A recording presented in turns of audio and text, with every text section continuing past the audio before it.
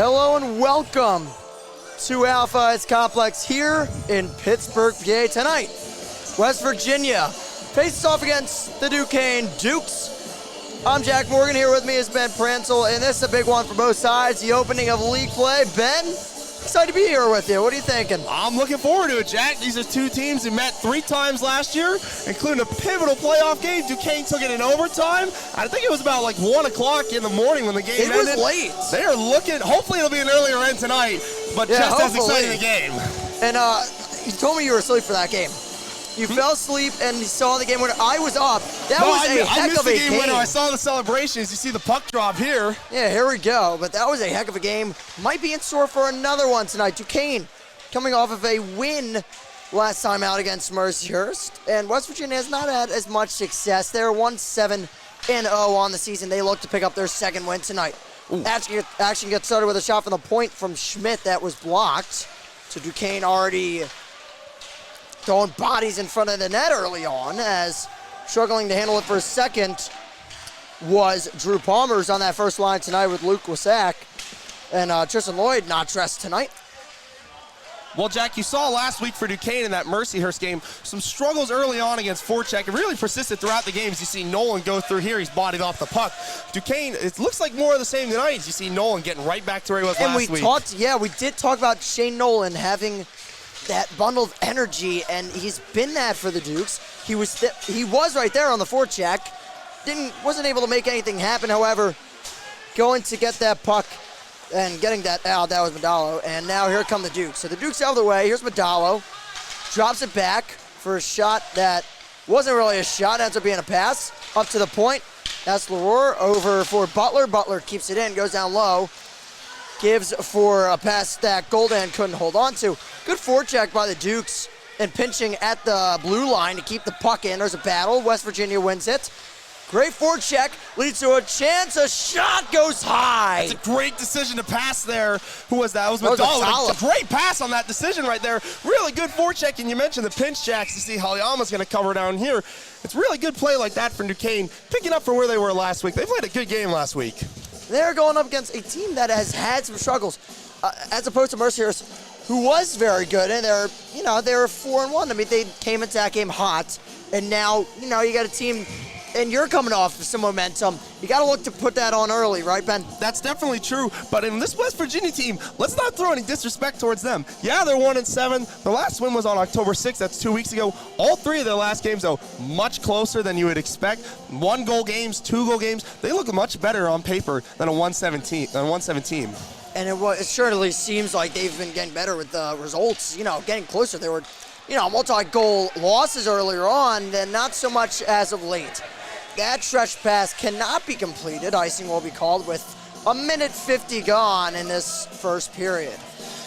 Yeah, it's a nice decision there to try and get that stretch pass. You see he's got 2 guys going. I think it was Warner for 1 and Marshall, his 2 line mates, heading up almost like you're running the double dig round in football. Yeah. You got the 2 guys going on a cover 1. Couldn't quite hit it there, though. Still having icing. Well, someone's already excited for the Duquesne football game tomorrow. Already throwing football references. Homecoming, baby. Uh-oh, what a shot. And that one goes wide. It was a good shot, but an even better save in net by Halyama, and Halyama gets a start tonight. It was Blackburn last weekend, but Halyama, talented senior for the Dukes. Well, that's no shock. Halyama had a good season. He had a great season over against Pitt. They lost the game, but I think he made like 56 saves or something on the night. In the realm of 50.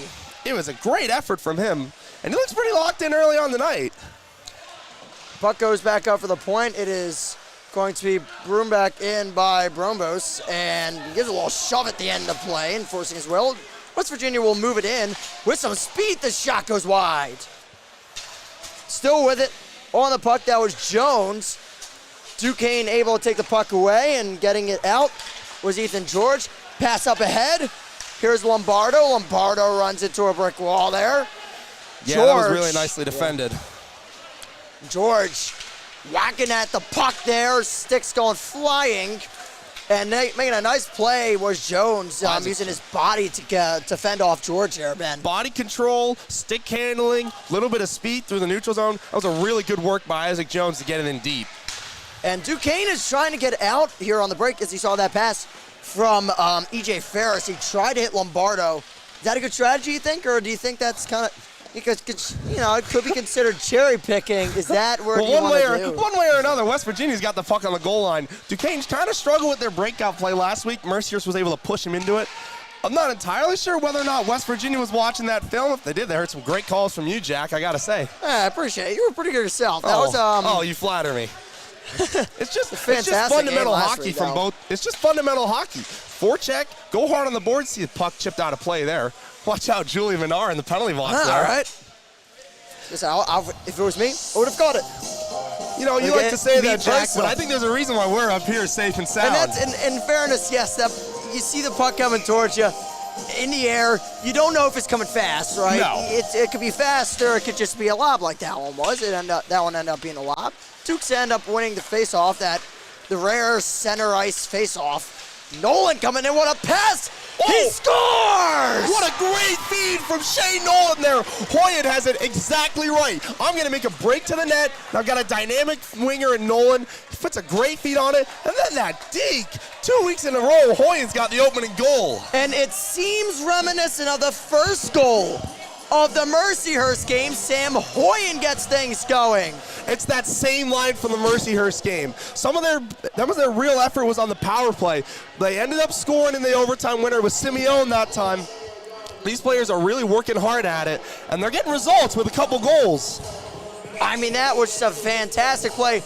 Duke's rolling early. It's 1-0. And if you're a team like West Virginia, you've been in some close games, but one way or another, you're 1-7. That's probably something you're thinking. Oh, maybe to be able to start down is not good. They'll call the trip. Moving in with that puck was number 19 for the Dukes, Drew Palmer. As aforementioned, again, that star on the first line with Luke Wasak. So going to the box, that will be Mike Chirico, number 48 for the Mountaineers. So power play for the Dukes early on. I know there's 15:54 left to play in the first period. This is a very critical junction for this West Virginia team. If Duquesne, who was able to score on the power play last week against Mercyhurst, can get one here, you could really see the wind come out of the sails of this Mountaineer bunch. It's not a very long drive up here, but it could be a really long drive back if Duquesne's scoring. So here we go. Madalo at the top. Gets it down low. Pass goes over. That's Butler. Down low for Moore. Interesting 2D setup here for the Dukes on the power play. Yeah, definitely is interesting. Up to the point. Butler fakes, shoots. Blocked by Molesky. Now Madalo with it. Madalo holds. Leaves for Butler. Butler on the right side. Shot on net. Saved. Rebound. Out where it is settled by Goldan. Goldan still with it. A lot of skating here for Duquesne. Butler with that shot. Butler was your point man at the start of the power play. You see him in the high slot now. Whole lot of skating. Yeah, and he's moving around, and that puck is out of the zone and cleared. A big clear for West Virginia with 1:17 and counting remaining on the power play. Dukes will set up in their own zone. And they got the top power play unit out here now. Here we go. The top guys are going to try to get something going here. Butler having a tough time handling it. You almost drew a penalty there, it looked like. You might almost did, yes, but no penalty gets called. They're having a tough time here. We're under a minute to go on the power play. Takes a fortunate bounce out where the Dukes are able to settle it. Nolan with it. Here's that burst of speed he gives for Lombardo. Lombardo stops, runs into a brick wall, and the puck is cleared away. That's a good hit from Meyer. He's a big rig. You can just see him out there. Or not in this shot, rather. Big rig, lays a body in the neutral zone. 35 seconds and now 30 left on the power play. Moving with it. That is Simeone. Simeone, the overtime hero in last week's game. Putting the game winner in the back of the net for the Dukes in a 3-2 victory. Nice play, Nolan. The shot, it's saved, and it goes out of play off the deflection of the pad. Really interesting to see Duquesne get their top guys out there so late in the power play. I know they had that shift before on the goal, but it took them over 1 minute and 30 seconds to get their top guys out there. Now they got a face-off with 14 seconds left. You wonder if they can win the draw. You wonder if they got something planned up here. Maybe Simeone cuts across. You see they got the backhand with the D behind them. You can see Simeone, he's late, and he wants to cut across if he can win that draw. Let's see if Conrad Wade has something. Well, we're not even going to know. Coach Conrad had anything drawn up there, and puck is cleared, 5 seconds left. The penalty will be over. Duquesne holds it, but coming out of the box will beat Chirico. Excellent penalty kill from West Virginia. Not a whole lot of chances for Duquesne. West Virginia was able to really forecheck them on it. They were hard around the puck, swarming like bees. They're wearing blue, not black, Jack. Let me tell you. I have to give a lot of credit to West Virginia there, because as you said, that was a crucial junction of the game. You had to be careful not to fall behind too early. It would have been a 2-0 deficit. And the way things were looking at that point, it would have been very tough for them to get back on the schneid. I hate to make the pun, Jack. It would have been a tough mountain for the mountain to climb. I messed it up. See, that's a record. I don't know if there's a stat, and there should be, for puns made for a team's mascot early on in a game, like the earliest pun made for a college mascot early in the game. But I think that's a record, Ben. See if you can make a Duke mascot pun. I think you'll get featured on the NHL. I promise. I can get what. Hey. Don't doubt it. I'll get that. I'll get one in there.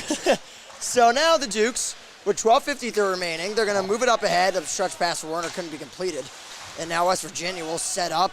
Nice forecheck right there by Goldan using his body. And a dangerous look at him play fighting right up there. Yeah, look at the Dukes. Goldan's shot goes wide. But they are buzzing. That's really good work from Goldan there. Great job by Medallo. They're keeping them in their own zone. Barber trying to help the force to get it out. Haben couldn't. Once again, it's going to be Schmidt. Schmidt stops. Gives over there, stuck in their own zone. Haben will get it out. Took him a little bit, though. It's a little concerning. Hayama will cover, and West Virginia, they're fine with that. It'll be an offensive zone draw for the Mountaineers. Yeah, Hayama's I really bet you he does not want to cover right there. But you see it's Molesky for West Virginia in on that forecheck. I believe that was Molesky. No, sorry, that was Taylor, I think. Yeah, and then... Excuse me. But it's really good work there. Hayama's forced to cover. Now you've got an offensive zone draw. So Will Simpson is in net for West Virginia tonight. Don't think we mentioned that. And that one shot on net and saved. 7th shot of the game so far. West Virginia's out shooting Duquesne 7-2, but it feels like the shots don't tell the story of how it's been a close one so far. I agree. West Virginia's just throwing pucks to the net. And you know what? If you're 1-17, you're looking to get some goals, you throw the puck on net.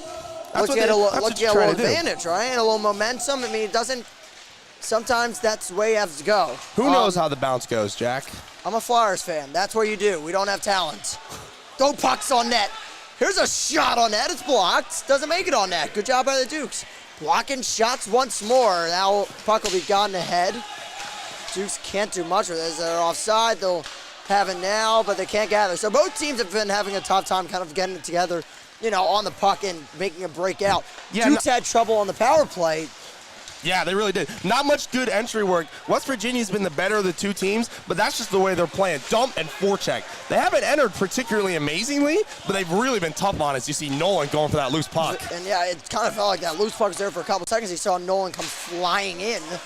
And I feel like now that we said, and broadcaster Shanks is real. I think we can agree on that. I feel like now that we said that, something's going to happen. Something's got to give. The stick gets up high there. Yeah, I thought he missed one. Yeah, might have missed one there. The Dukes certainly think so. Good thing they're wearing the visors or the cages. Yeah, right. NHL, that's drawing some blood, you'd have to imagine. Are visors just eyepieces or are they the full face? They might have got, depending on maybe gets under the visor. And wow, great tracking of the puck by Simeone. Nolan tried to get it for Hoy, and that connection has been fantastic so far this year. It really was, but I wish he had looked to shoot there. When he's got that 3-on-2 and the defenders split, I wish he just attacks the Red Sea like the Israelites and just takes a shot. Yeah, wouldn't have been the worst decision, right? I don't think you saw that joke coming, eh, Jack? I did not. I did not see the Mountaineer pun coming, so, I mean, in fairness, I haven't seen many coming, but I'm impressed. I'm full of them. I'm ready. I'm ready. This is a fantastic start so far. I mean, we got two, great, we didn't see any of those two lines coming. I mean, I'm going for him tonight, Jack. Let me tell you. I'm impressed. Let me say that much. Dukes have it in the zone, or at least did have it. Goldan was the last one to touch it. And the puck will stay in for the moment. It's now out. Dangerous right there. Territory for Palmer, but Palmer gets it away. The puck will go in the zone. Medallo will chase after Molesky. Medallo has been great on the forecheck.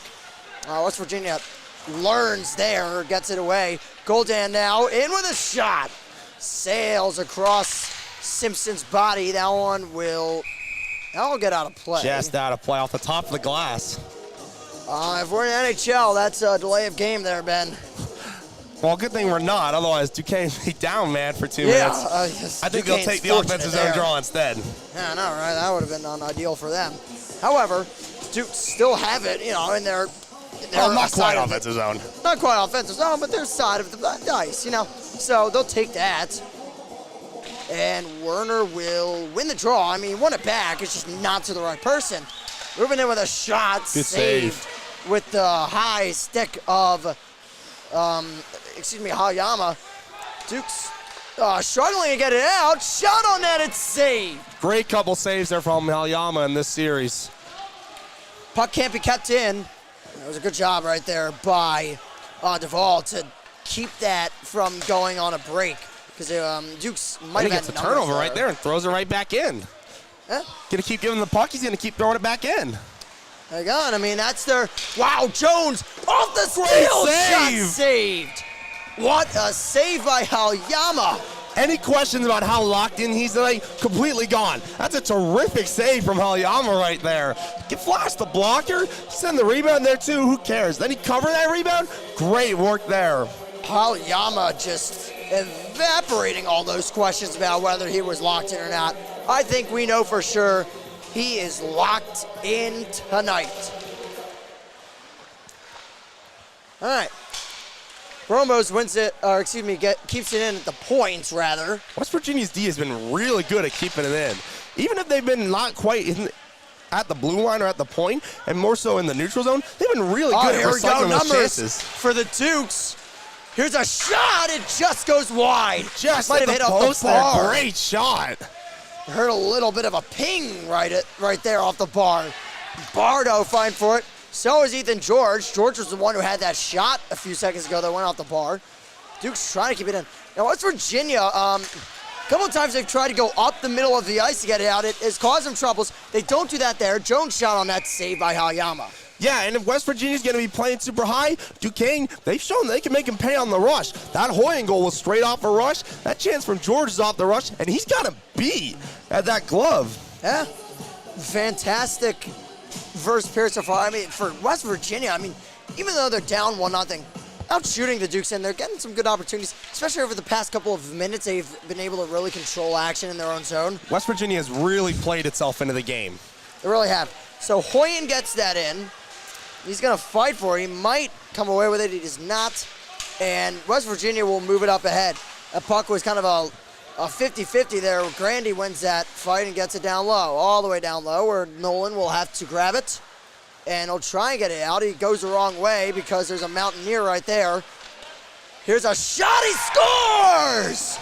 They were buzzing for a while, and Daniel Schmidt gets things going. We're tied at 1. Not only does Schmidt have that great shot, when Nolan had to throw it around the boards to try and get it out, he just beat Simeone to it. He used his body to get his way in there, and then he just keep fighting, keep going, get a shot on net. Great shift from Schmidt, and we got a tie game here, and I think that's much more reflective of the way the game's been played, Jack.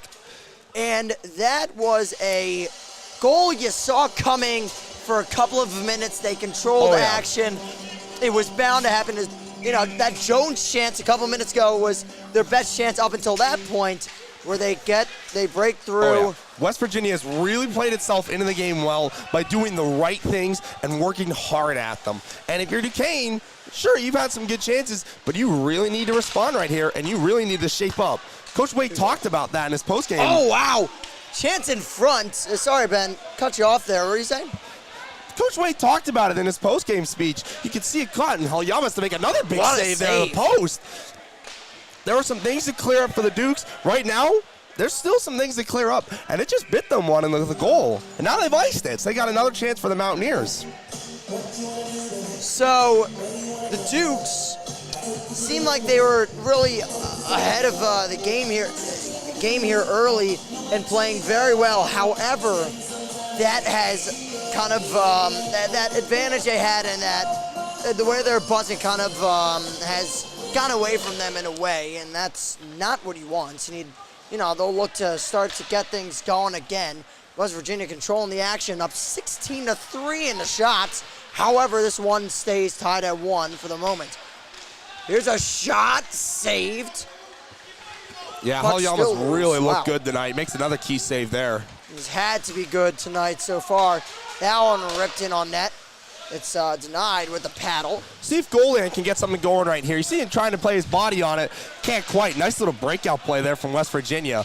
But it's shifts like that where they need to be able to put good forechecks together, build some momentum back up, get something going if you're Duquesne. They look a little flat in these later stages of the period. Well, Jules once again was under siege there in the penalty box. Yeah. Had a couple sticks flying our way. I mean, Bet you she'd like a pane of glass. yeah, no, I mean, that wouldn't be the worst thing for, for purposes of that. Or a Dukes helmet. have it. Yeah, helmet. Hey, Ray Ferraro dealt with it. Ray Ferraro's a tough guy. a man. Ray Ferraro's the man. Really, I was gonna say, can we get Jules on the broad? Can we get a sideline reporter? I don't know. She's taking pictures, Jack. I don't know. Let her be. Very good picture take. Take some great flicks. That one's shot on net. It's saved. That one was eerily close. Testing the boards there almost on that dump in. Halyaman to be really tight on his post. That one looked like it was actually going to slip by him. It almost did, and that was a dangerous chance. Then, so the Dukes tied at 1 here. That shot on net, I believe that counted. The shot, the zone entry I was throwing on net, I believe that counted as a shot. So it's take something. with that as you will.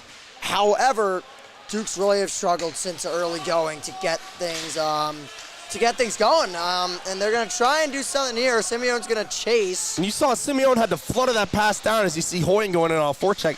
Duquesne's really had to be using stretch pass to get something to work. Oh, man. And that's not a very high success rate. Good shot there from Simeone. He almost hit Simeone on that pass over. He shoots on net. It's saved. Nice move right there by Palmer. Palmer down low for a shot on net from Hoyen. It's saved. Puck will not be cleared out. Instead, kept at the point by Wasak. Wasak shoots on net. Nolan kind of stops it instead of deflecting it, and that will, bodies go flying down, and it'll be an icing. You know, if you had a stick like Hoyen and Simeone, if you had a stick as hot as theirs right now, I'd be throwing the puck on net too. Why not? Take a good chance. You see it on the other end. Throw the puck on net. See what happens. Get it bounced. Worst idea, right? I mean, it's not a bad idea. Dukes will have a offensive zone draw here, and it will be E.J. Ferris taking the draw. Ferris tied up. Dukes will get the puck, though. Here's a shot on net, goes wide. Good decision from Butler there to throw it on net. It's that same thing. Throw the puck towards the net. It's not very complex hockey tonight from both times. Both teams. Oh, great hit from big Samples, hit and now you over. got collisions. Here we go, and yep, things are going to get ugly here. Refs have to kind of stop this. So, a little bit of some fisticuffs from the local teams. Looked like there was the guys fell. We'll check it out here, but it looked like this collision along that wall. He puts him down. That was Lombardo who put him down. Come flying in as Samples, and then one more for good measure from E.J. Ferris, and things break loose from there. It's a nice hit from Lombardo, I think. And then you got two guys going in protecting their teammates. You're going to see Samples is picking up a penalty, and it looks like Werner's going to the box. Or Werner, no. Werner. No, I think Werner's going to talk about it. Yeah, Werner's going to talk about area. it. But Ferris will go to the box. Ferris, yeah. It's box visit for Ferris. It's those two guys who are going in on it. Samples throws himself in. Ferris throws himself in. It's going to be matching minors, it looks like. We'll see him on the scoreboard in a second. I like that from the referees there. Keep it nice and clean like that. Looks like 4 minutes each. The players are flashing. Yeah, and that, well, I mean, it's 5 minutes left, so they're not going to the locker room, but I was going to say, it wouldn't be a shocker if they just sent them off maybe just for the rest of the period. Got to calm things down. They're going to, and, in the intermission locker room, if you're a coach there, I mean, you got to be talking to your teams. You don't want the emotion and physicality to get the best of them and come back to haunt them, right? That's certainly true. You don't want any penalties taken. Oh, it's going to be 4-on-4 rather, 2-minute minors each. But if you're Coach Way right now, I think a little physicality could be a good thing for you guys. It might not be the worst thing, but but pretty flat. Get some physicality. Don't take a penalty. I mean, don't be stupid. You bring up a good point because it's not like the Dukes have really been on their game in the past 5-7 minutes, maybe the physicality takes West Virginia off of their game. That's surely what they're hoping. It could certainly do some of that. And if nothing else, it could give their team a spark. And right now, this Duke's team, I think, needs a spark. Whether it's a good shift, it's a close shot there. It goes over the high glove side. Whether it's a good shift or a hit like that, got to be something to give this team something juice. Hammer with it. And by the way, so 4-4. He got a lot of open ice, right? I mean, and he got a guy like Shane Nolan here. Nolan here. This is his ideal spot to be in. I mean, I think he loves open ice just as much as he loves going in for a board battle.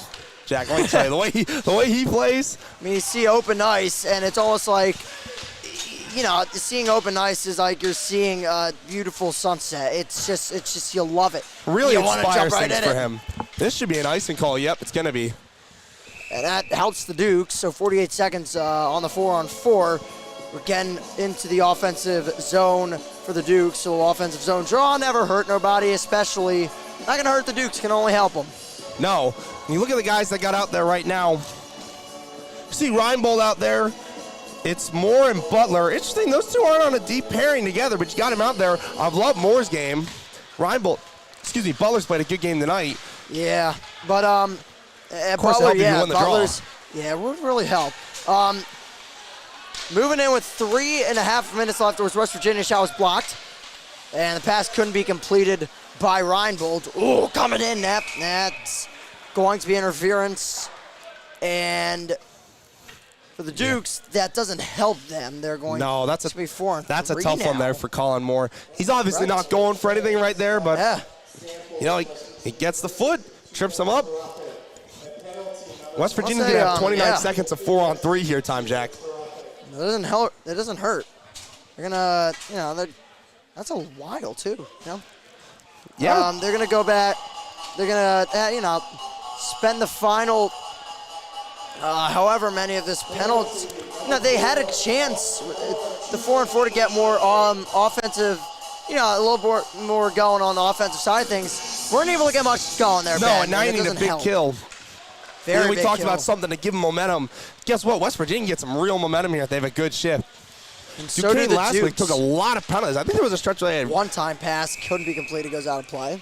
There was a stretch last week where I think Duquesne had like 6 straight minutes, maybe 4 consecutive minutes. I think it was 4 because there were 3 penalties of shorthanded time or not 5-on-5 time. If you're the Dukes, you got to be staying out of the box. It's a tough penalty right there on Moore. He's not going for it. It's the right call. But if you're Coach Wade, you really got to be telling them, boys, we got to stay out of the box right now. You got to play smart, and haven't played as smart as they would like in this first period. That one shot on net, saved. It charged loose a little bit, but Halyama covers it. Yeah, he'll take that one right to the breadbasket. Not a very difficult shot from way out wide. Not a whole lot of net presence. Still a good save, though. Take it, like I said, right in the breadbasket, Jack. You are probably, waiting for, hoping for a deflection when you throw a shot on net like that. So 13 seconds left on the power play here. On a 4-on-4. That one shot on net. Saved. See, West Virginia hasn't changed their players for this 30 seconds or so. They really like the 4 guys that got out on the ice. DeVault couldn't keep it in. So now they're going to have to reset here. So 1:25 left on the penalty for the Dukes. They're now short-handed. Here's a shot on that, goes wide. Almost a flutter puck goes into the corner there. So it goes from 4-on-3 to 5-on-4. That one thrown towards the Alpha Ice Complex logo and being moved in with a shot. Saved, wow. And Halyama goes flying. And the net goes off of its hinges, I believe. I think it's slightly off right there. I think that was playing the whistle, yeah. And that, however, no one is moving over there to fix it. Maybe it isn't. It's kind of a tough view from here. If it is, it's only off by a couple inches or so. Oh, it's definitely off by a few inches. I think Halyama just put it back in. Yep. Refs are just making sure right here. Yeah, I was going to say, we were talking about how it was off by a few inches, and Halyama moves it a whole, 15 degrees. I'm like, all right. Shows what we know. Yeah, I was going to say, maybe a little more. It's tough to see from here, right? I mean, it's all relative. All right. So, West Virginia with a minute left on the power play and 2:28 to go in the period. There's a one-time shot saved. Heck of a save with the stick from Halyama. That was a fire A fireful shot. I don't throw it on net. It's saved. I don't even know if fireful's a word. I However, was it thinking is that now. too, Jack, but I wasn't going to say it. It's all right. Grandy's shot on net, saved.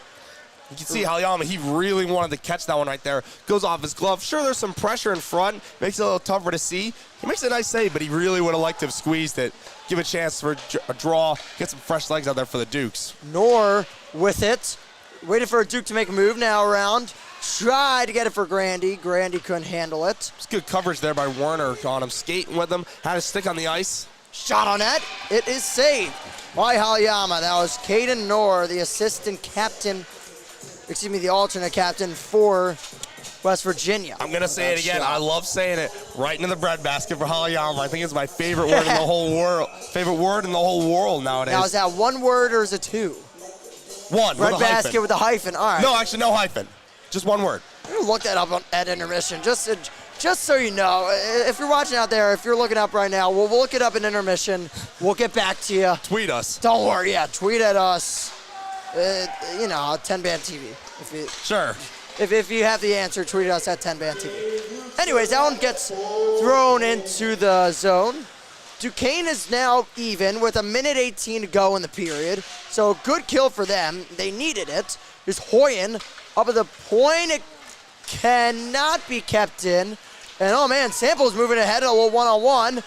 Trying to get around the edge for a shot. Saved, rebound. Really good work Still there loose, from Halyama. The bouncing puck helps the Dukes out. That shot goes wide. That was really good skating by Samples. They're almost dipsy-doos his way in. All of a sudden, now he's got a great chance to throw a backhander on net. Forced a good save from Halyama. Wow, goalie gets out very far there, Simpson. So 45 seconds remaining in the first period. Simeon throws it out in front. There's a ripper from the point. Wow, got a little traffic there. If it got on net, maybe he had a chance. Yeah, it took a deflection off a West Virginia player. It looked like he was going to have a chance. Dukes will have it with 28 seconds. Nolan dumps it in. Medallo will chase. Yeah, Nolan needs to finish his get off right there. He makes a change. Shot on net, save. That was Reinbold.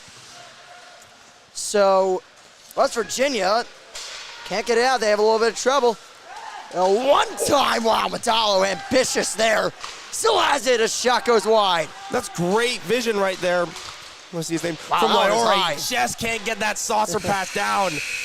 Well, ambitious opportunities for the Dukes all that one time. How about that? Medallo not able to convert there. Dukes had some chances towards the end.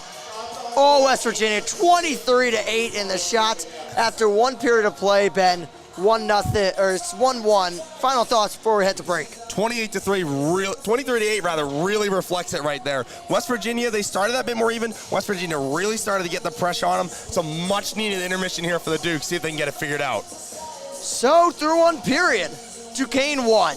West Virginia won. We'll be back with the second period of action. You're watching the CHMA Network here on 10-Band TV.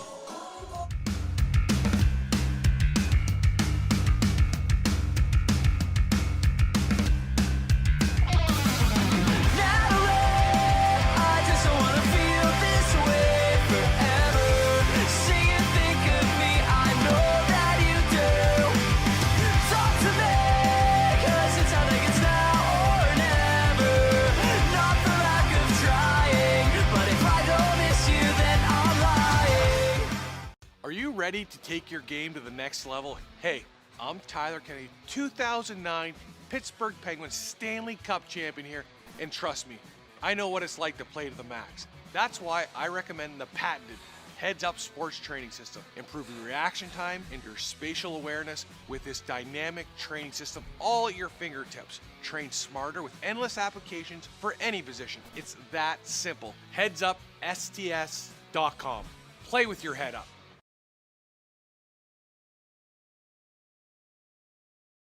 The face-off, the rare center ice face-off. Nolan coming in, what a pass! Oh! He scores! What a great feed from Shane Nolan there. Hoyen has it exactly right. I'm going to make a break to the net. I've got a dynamic winger and throws it right back in. Huh? Going to keep giving the puck. He's going to keep throwing it back in. Hang on, I mean, that's their... Wow, Jones off the steal! Great Shot save. saved. What a save by Halyama. Any questions about how locked in? And he'll try and get it out. He goes the wrong way because there's a Mountaineer right there. Here's a shot, he scores! They were buzzing for a while, and Daniel Schmidt gets things going. We're tied at 1. Not only to throw it on net, it's that same thing. Throw the puck towards the net. It's not very complex hockey tonight from both teams. Both teams. Oh, great hit from big Samples, hit and now you got collisions. Here we go, and yep, things are gonna get ugly here. Refs have to kind of 4-on-3 to 5-on-4. That one thrown towards Alpha Ice Complex logo and being moved in with a shot. Saved, wow. And Halayama goes flying. And the net goes off of it. Tried to get it for Grandy. Grandy couldn't handle it. It's good coverage there by Werner on him, skating with him, had a stick on the ice. Shot on net. It is saved by Halayama. That was Caden Knorr, the assistant captain, the alternate captain for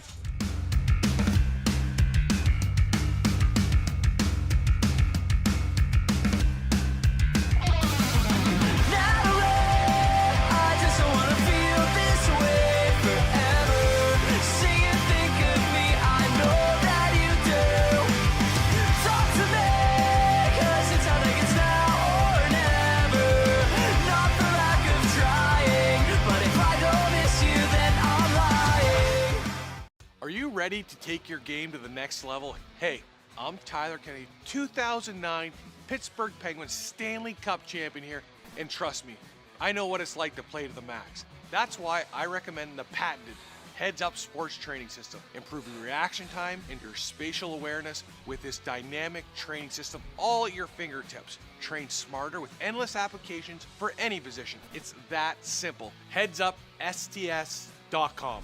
Play with your head up.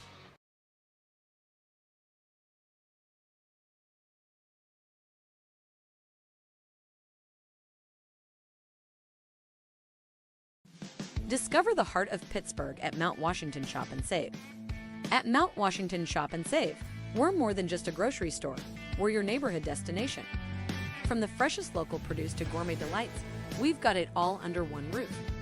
Experience convenience, quality, and savings, all in the heart of Mount Washington. Mount Washington Shop and Save, where Pittsburgh shops with a view. Shop smart, shop local, shop Mount Washington Shop and Save. Music from the 412 is proud to feature local Pittsburgh musicians on our 24-hour radio station.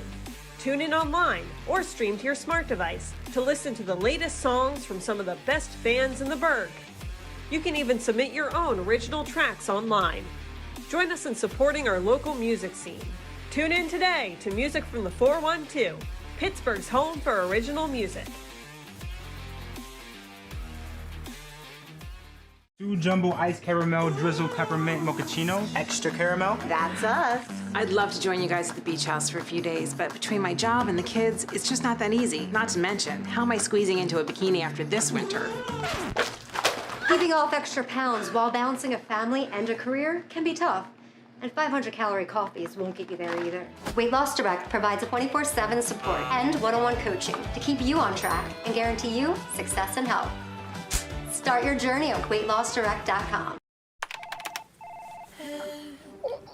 Shoulders, knees, and toes.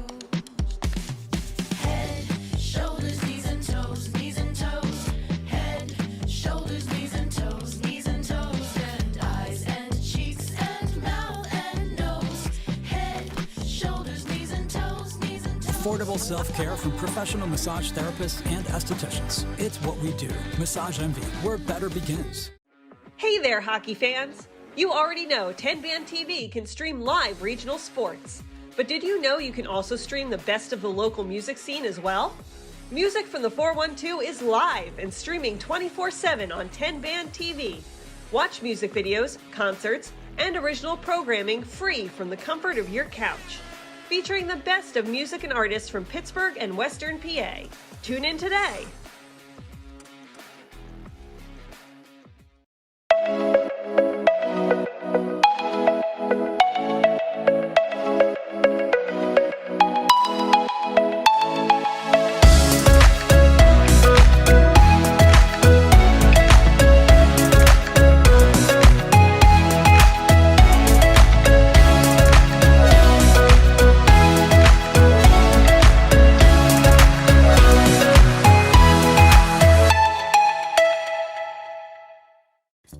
look at him, bright-eyed, bushy-tailed, climbing his way through the corporate rat race. We've all been there, focused on that next raise, promotion, chocolate bar. Keeping an eye on your health can be exhausting. Weight Loss Direct is a personalized wellness and weight loss program. You utilize an AI algorithm to determine your specific foods and match you with a real-life coach and an easy-to-follow meal plan so you could stay on track to success and health. Check out weightlossdirect.com to learn more.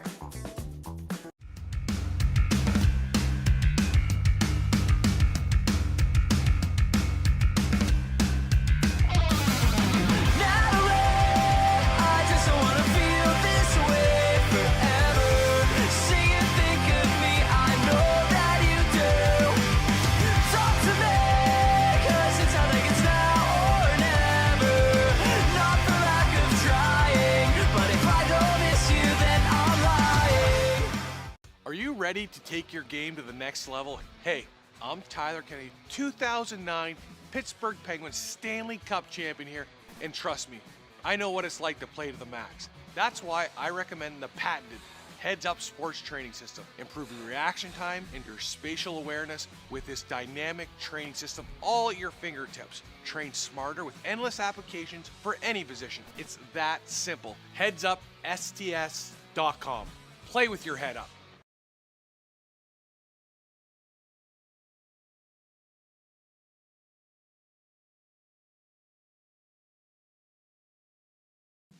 Discover the heart of Pittsburgh at Mount Washington Shop and Save. At Mount Washington Shop and Save, we're more than just a grocery store. We're your neighborhood destination. From the freshest local produce to gourmet delights, we've got it all under one roof. Experience convenience, quality, and savings all in the heart of Mount Washington. Mount Washington Shop and Save, where Pittsburgh shops with a view. Shop smart, shop local, shop Mount Washington Shop and Save. Music from the 412 is proud to feature local Pittsburgh musicians on our 24-hour radio station. Tune in online or stream to your smart device to listen to the latest songs from some of the best bands in the Burgh. You can even submit your own original tracks online. Join us in supporting our local music scene. Tune in today to Music from the 412, Pittsburgh's home for original music. 2 jumbo ice caramel drizzle peppermint mochaccino. Extra caramel. That's us. I'd love to join you guys at the beach house for a few days, but between my job and the kids, it's just not that easy. Not to mention, how am I squeezing into a bikini after this winter? Keeping off extra pounds while balancing a family and a career can be tough. And 500-calorie coffees won't get you there either. Weight Loss Direct provides a 24/7 support and one-on-one coaching to keep you on track and guarantee you success and health. Start your journey at weightlossdirect.com. Shoulders, knees, and toes. Head, shoulders, knees and toes, knees and toes. Head, shoulders, knees and toes, knees and toes. And eyes and cheeks and mouth and nose. Head, shoulders, knees and toes, knees and toes. Affordable self-care from professional massage therapists and estheticians. It's what we do. Massage Envy, where better begins. Hey there, hockey fans! You already know 10-Band TV can stream live regional sports. But did you know you can also stream the best of the local music scene as well? Music from the 412 is live and streaming 24/7 on 10-Band TV. Watch music videos, concerts, and original programming free from the comfort of your couch. Featuring the best of music and artists from Pittsburgh and Western PA. Tune in today.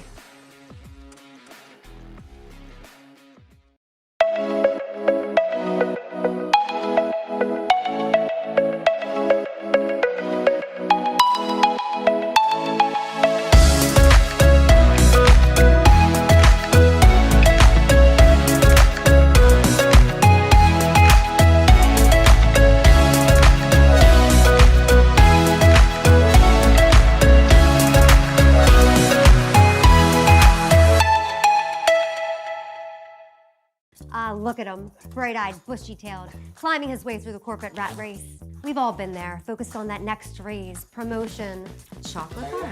Keeping an eye on your health can be exhausting. Weight Loss Direct is a personalized wellness and weight loss program. We utilize an AI algorithm to determine your specific foods and match you with a real-life coach and an easy-to-follow meal plan so you could stay on track to success and health. Check out weightlossdirect.com to learn more.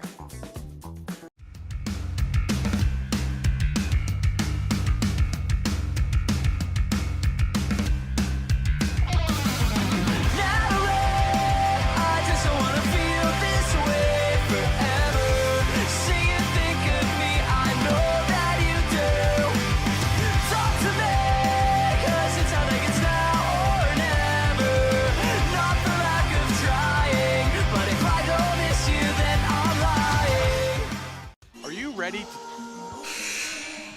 Hello and welcome back to our coverage of CHMA hockey here on 10 Band TV. Jack Morgan here with Ben Pransel in the first period.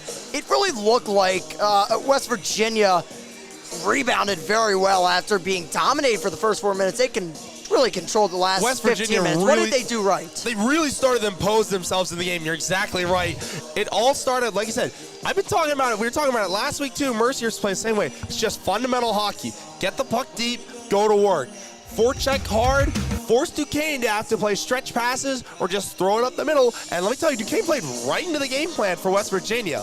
They were having to do stretch passes. They were having to just throw the puck out in order to get something to work, and it was not working out for them. West Virginia with a great period. They got rewarded with a goal, and right now they are playing really good hockey. They do not look like a 1-17 yeah, Jack. They don't. And, you know, like you brought up, they did have some close results. You know, like their first win against Western Michigan. After that, they've had some close results. They seem to be getting better and better as a team. Is that the case? You're seeing that in the first period, correct? They're looking, like you said, they're looking really good. We looked at their last few games. 1 goal loss, 2 goal loss, 1 goal. Maybe not exactly in that order. They were playing close games. It looked a lot better than 1-7 based on the way the final scores were working. And let me tell you, having watched them for 20 minutes tonight, they look a lot better than 1-7. They Duquesne really needs to shape up.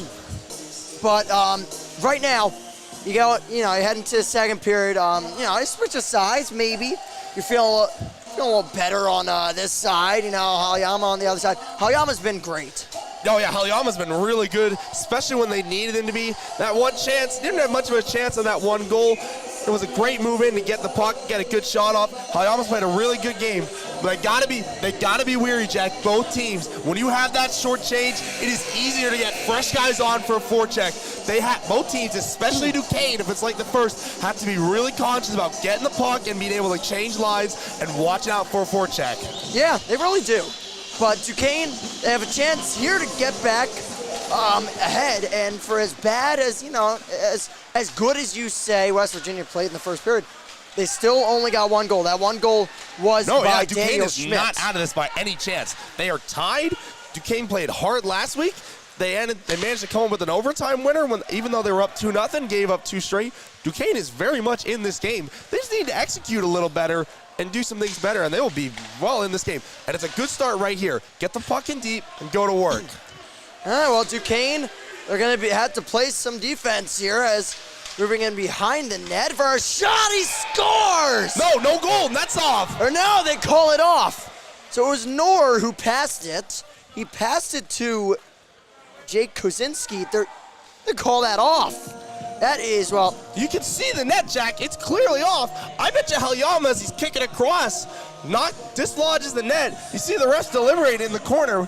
We're going to wait and see. So you think they're deliberating on whether he did that on purpose? I doubt it's on the intent of it. I think it's the question of when and the timing of it was. Because if that net's off, it's got to be a no-goal. West Virginia certainly wants it. I mean, they want the goal. Obviously, Duquesne would be getting away with highway robbery here if they can get away with not having this goal count. So here's the 3 officials.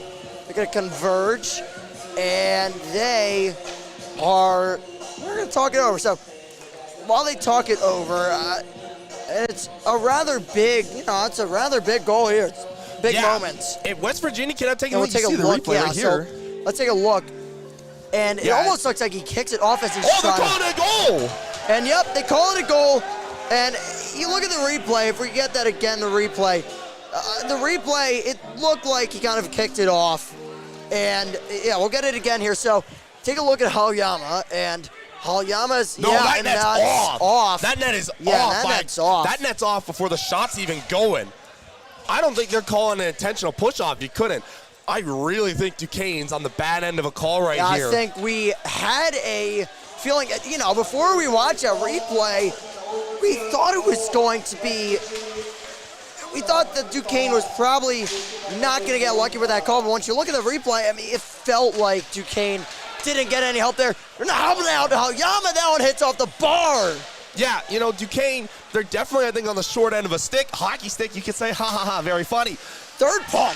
I told you, I've got a lot of them. West Virginia deserves to be winning tonight, though. The score absolutely. accurately reflects the play. So West Virginia, sure, they get a little luck on a call, perhaps. Halyama but once they really again deserved it. Halyama once again taking the net off its bearings. Wasn't on purpose, but it just did as he was leaning.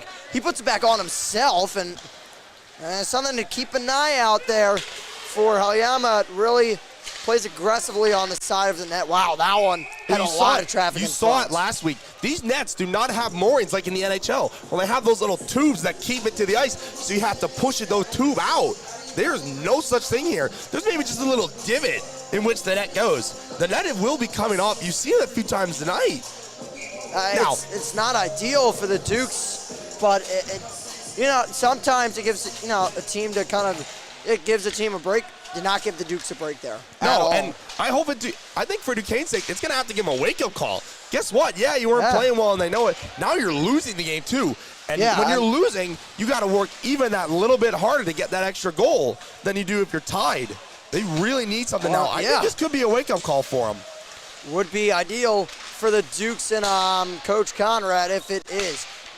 With it, that is Barger. Barger up ahead, a nice pass. Trying for that is Marshall. Marshall goes to the corner with it. He has time. Holds it. Marshall goes down. Good play, physicality-wise there by Kakache. Yeah, West Virginia on the boards is really playing physical. And they got some bigger guys on the team, and they are letting it be known. They are hitting hard. They are going to work on those battles, and they've been winning some of them. All right, so the Dukes will re-enter the zone here. A little bit of momentum. But no one there in front for Lombardo to throw it over to. But he Lombardo, wins it back. That's good work. You see, Duquesne was able to get a quick line change. Now they're back on the forecheck. That bench right here could really give the forechecking team a break. And for the Dukes, I mean, they were playing a great forecheck early on. Here's Ferris. Try to get it over for Butler. He couldn't, but the Dukes, or that was George. But the Dukes' forecheck was great early on. It feels like they've gone away from it. Yeah, and, you definitely want to get back to it. Coming up hobbled there was Palmer. He stays on, but it looked like he was kind of hobbling a little bit. But we'll see. Looks fine here and makes a nice pass for Wasak. Couldn't quite handle it. You can't be having bad passes like that. When you're trying to break it out and you're in your own zone against a team who's been forechecking you as well as West Virginia has, that puck doesn't go out of play. Backup goalie was ready to make a glove save on it. You cannot be having bad passes. It needs to be tape to tape, and you need to be crisp and moving hard off the puck. Yep, especially in the very back end of your zone. Exactly. And they can't get it out. Here's Murphy, a shot, it goes wide. That's good persistence there from Murphy, fighting through a couple sticks hitting his arm. West Virginia's really playing hard. They're playing like a desperate team right now. It's early in the year, but you're 1-7. You got to start playing desperate, and West Virginia is. If Duquesne can't match House money, maybe. If Duquesne, exactly. Yeah. What do they have to lose? If Duquesne can't match it, they could be in for a bad night. And we're already on the bad end of this game so far. Simeone with it. He had numbers for a second. The puck went a little too deep. Now on shot on net, it was denied. The goalie was right there. And he's a gonna big call a penalty. hit. That's not good. You hope Simeone's okay. Thrown to the ground. Looked hobbled for a second, shaking his hand off, and going to the box, rightfully so. That is Jake Meyer. Yeah, really physical play in the corner. It's a good call here. If you're Duquesne, you're getting outshot 27-9.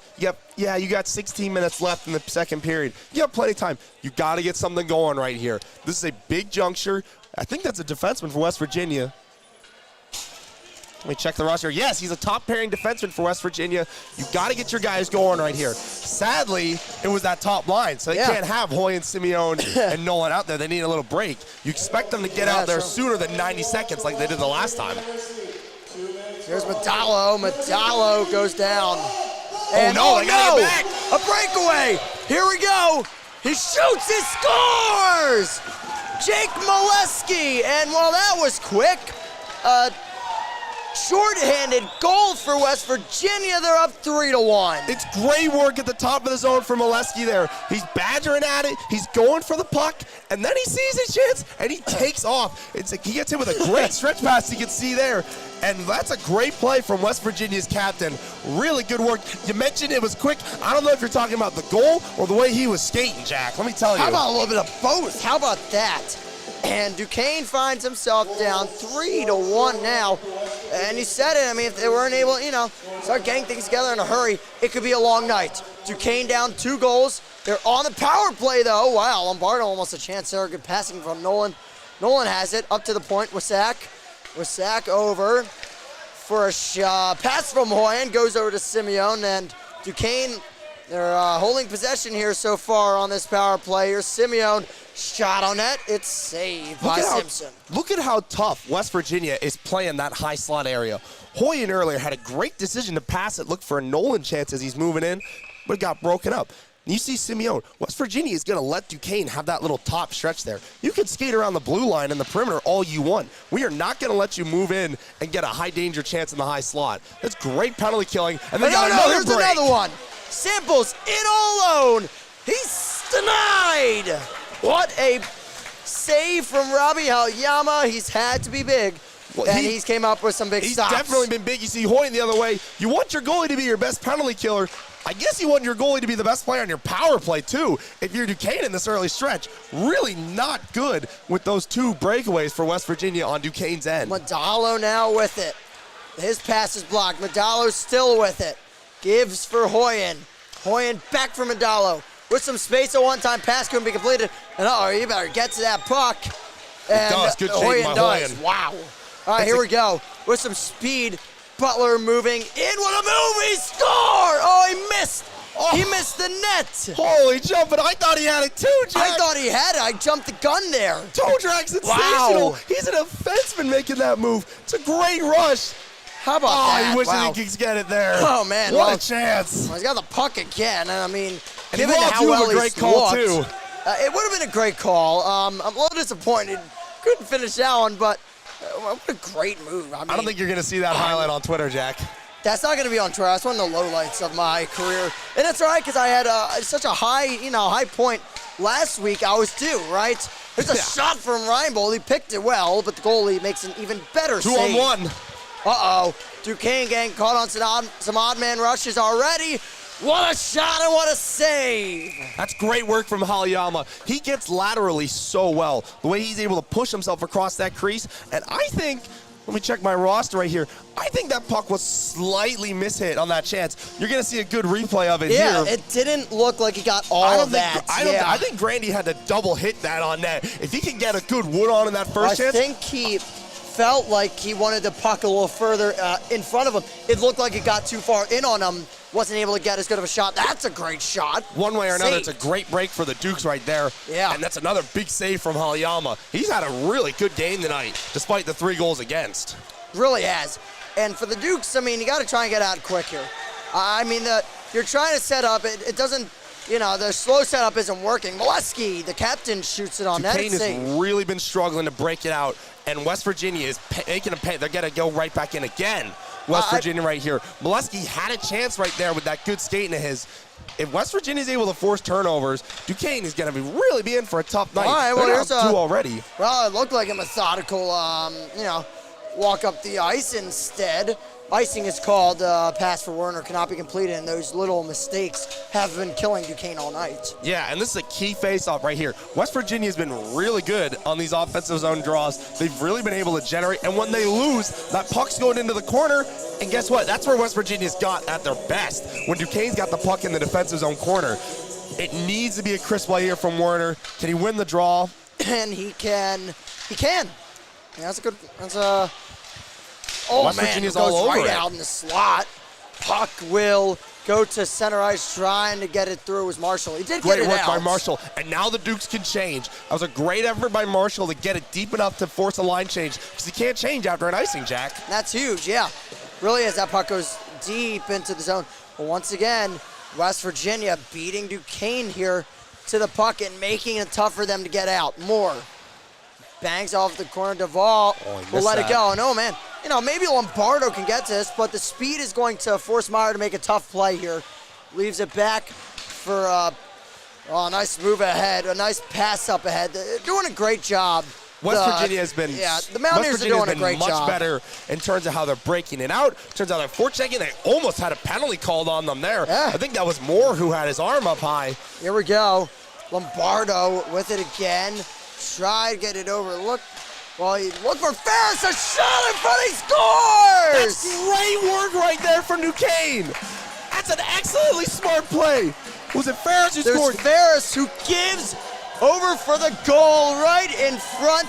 Duquesne is back in it. That was Dominic Lombardo. Lombardo, 3-2. smart play. I'm going to go to the net, and we're going to see what happens. Good things happen when you go to the net, and then it's Ferris who says, you know what, I'm just going to throw it that way. Finds good wood, and just like that, you know, we can talk all and all we want about how the game's been played. Duquesne's only down a goal right now. That's what matters, Jack. Duquesne has had their wow, and and they're that's going a to power penalty. play. And quite a clear penalty on Murphy, giving a shove up high to Hoyen. Frustration maybe, mental mistake probably. Regardless, I think he's just trying to play the puck right there off that draw. He might have got a little tangle up. Gets one quite way or high. one way or another. He gets contact with the face with the stick. That's going to get called. Referee's right there. It's going to get called.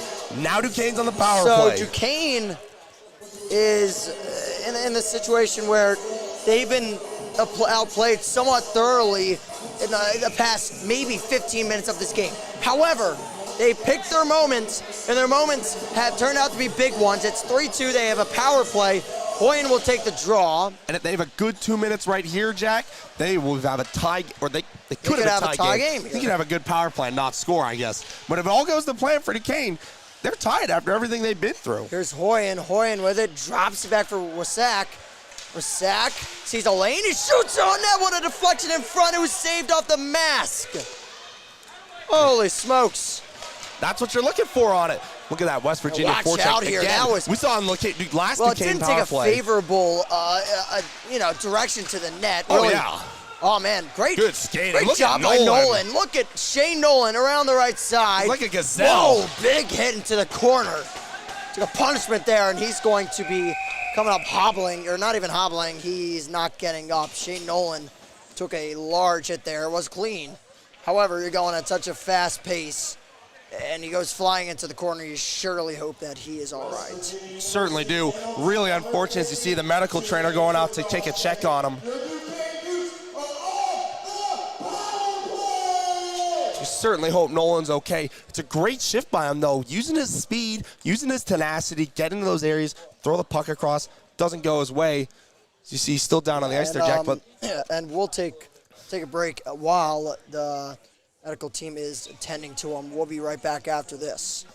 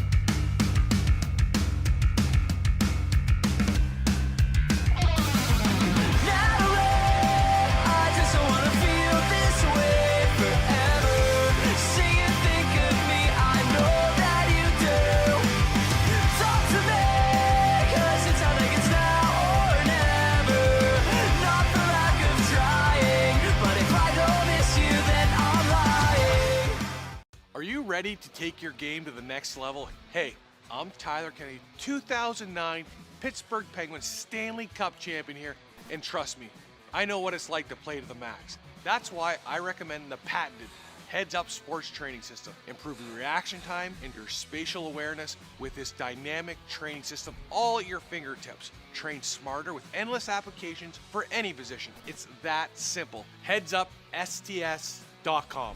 Play with your head up.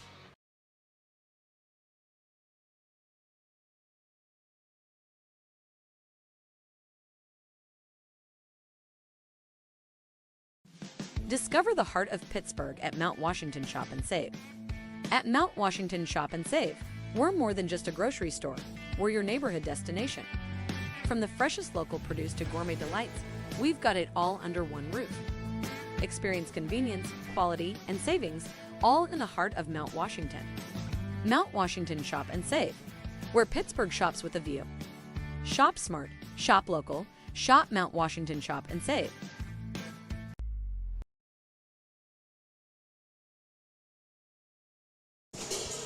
We're back here, Jack Morgan with Ben Pransel, and I mean, the best we could give you is that Nolan got off of the ice. However, he really does look banged up. We really, really hope he's all right. But best we can do for now is get back to the action as they check on Nolan. And the Dukes still on this power play with 1:15 remaining. And, you know, so for Duquesne, Medallo was flying around. He's going to start this one up the ice. Makes a nice move. Medallo gives for Butler. Butler will go to the corner with it. Yeah, I've really been a fan of Butler's game. Medallo plays a good, hard game, too. The way Butler's been skating tonight, getting up involved in the rush, I honestly thought he looks like a winger the way he's playing, Jack. Going hard in it. You see him right here below the blue line, still with the puck. I mean, he's doing a great, they're doing a good job right now in the corner. Oh, and Moore gets knocked down. Hit high. He gets knocked down again. I'm not sure he's very, maybe he wants a penalty there. He looks back. Looking back at the guy, things could get very testy here. That's something to look out for. Molesky tried to look like he went over to try and apologize to Nolan there. And then Molesky got caught up with something there and with Moore. So something to keep an eye on here as we move past the halfway point of this game. Here's Medallo. Still with him, Medallo. Thanks off the boards for Moore. Moore with it. Moore still looking, try to get, it would have been a nice pass from Medallo. Instead, it couldn't be completed. Puck goes out in front. And that puck will get out of the zone. Uh-oh, maybe a chance the other way for Murphy. Murphy really shot it, saved. So that was a heck of a decision there by Murphy to kind of, speed up and use that speed right there. No, it was a great chance by Murphy to be able to generate it. Yeah. I think Moore played that pretty well, about as well as he could have. Well, obviously, with that big a gap of space, you can't fully commit to him. Then you get deked out of your pants. Then we will be on ESPN, Jack. Yeah, right. It's a great save from Haliyama there to help him way out. We thought we were going to be on ESPN when Brian Butler did that. I mean, that was just incredible, that play. He didn't end up finishing it, and I had my first low light of the season. We were all robbed of our great moment in the sun. Yeah, right. I mean, we all have that. It's all right. And moving it up ahead. And throwing it in. It was a heck of a shot by Goldan. However, it was routine.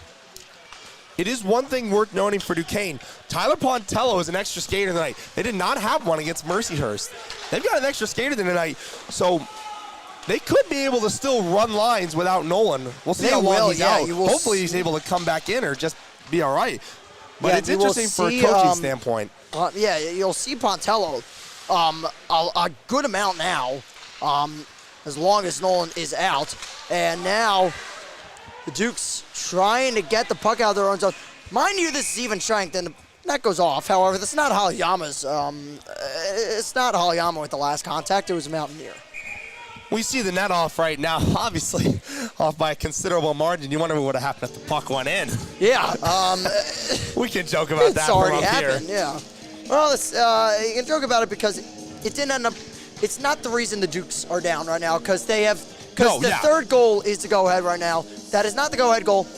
However, I mean, it's still unfortunate, but the Dukes really had it coming for them. They were just waiting. I'm not a proponent of blaming calls for anything.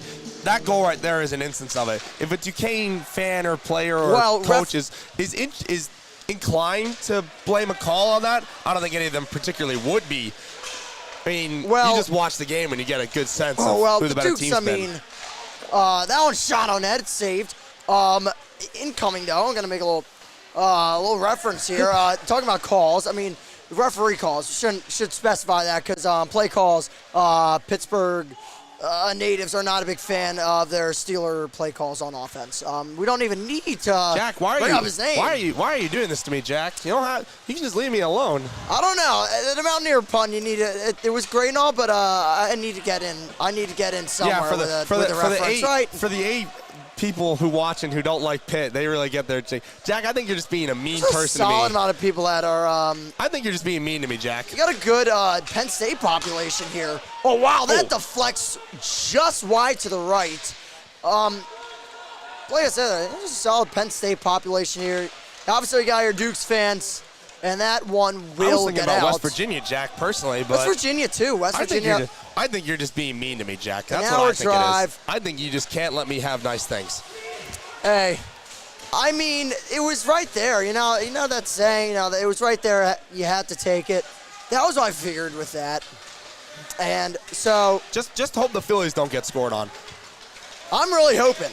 Molesky moving in, falls down. That was good play, however. That was a by the Dukes really and good Brian play Butler. by Butler right there. Molesky's done this earlier. He's got those good feet. He's got those sick mitts. He tries to get a little deke That on. one goes high Butler on has play. none of it. He says, I see the puck right there. I've got this nice long stick. I'm just going to whack it away, and you can do nothing. Great defense from Butler. He's had a tremendous game. I think aside from Halyama, he might have the best game of the Duke so far. And well, it's ironic that you say that you hope the Phillies get scored on. Yeah, Anyways, serves you right. Serves me right. Serves yeah. you right.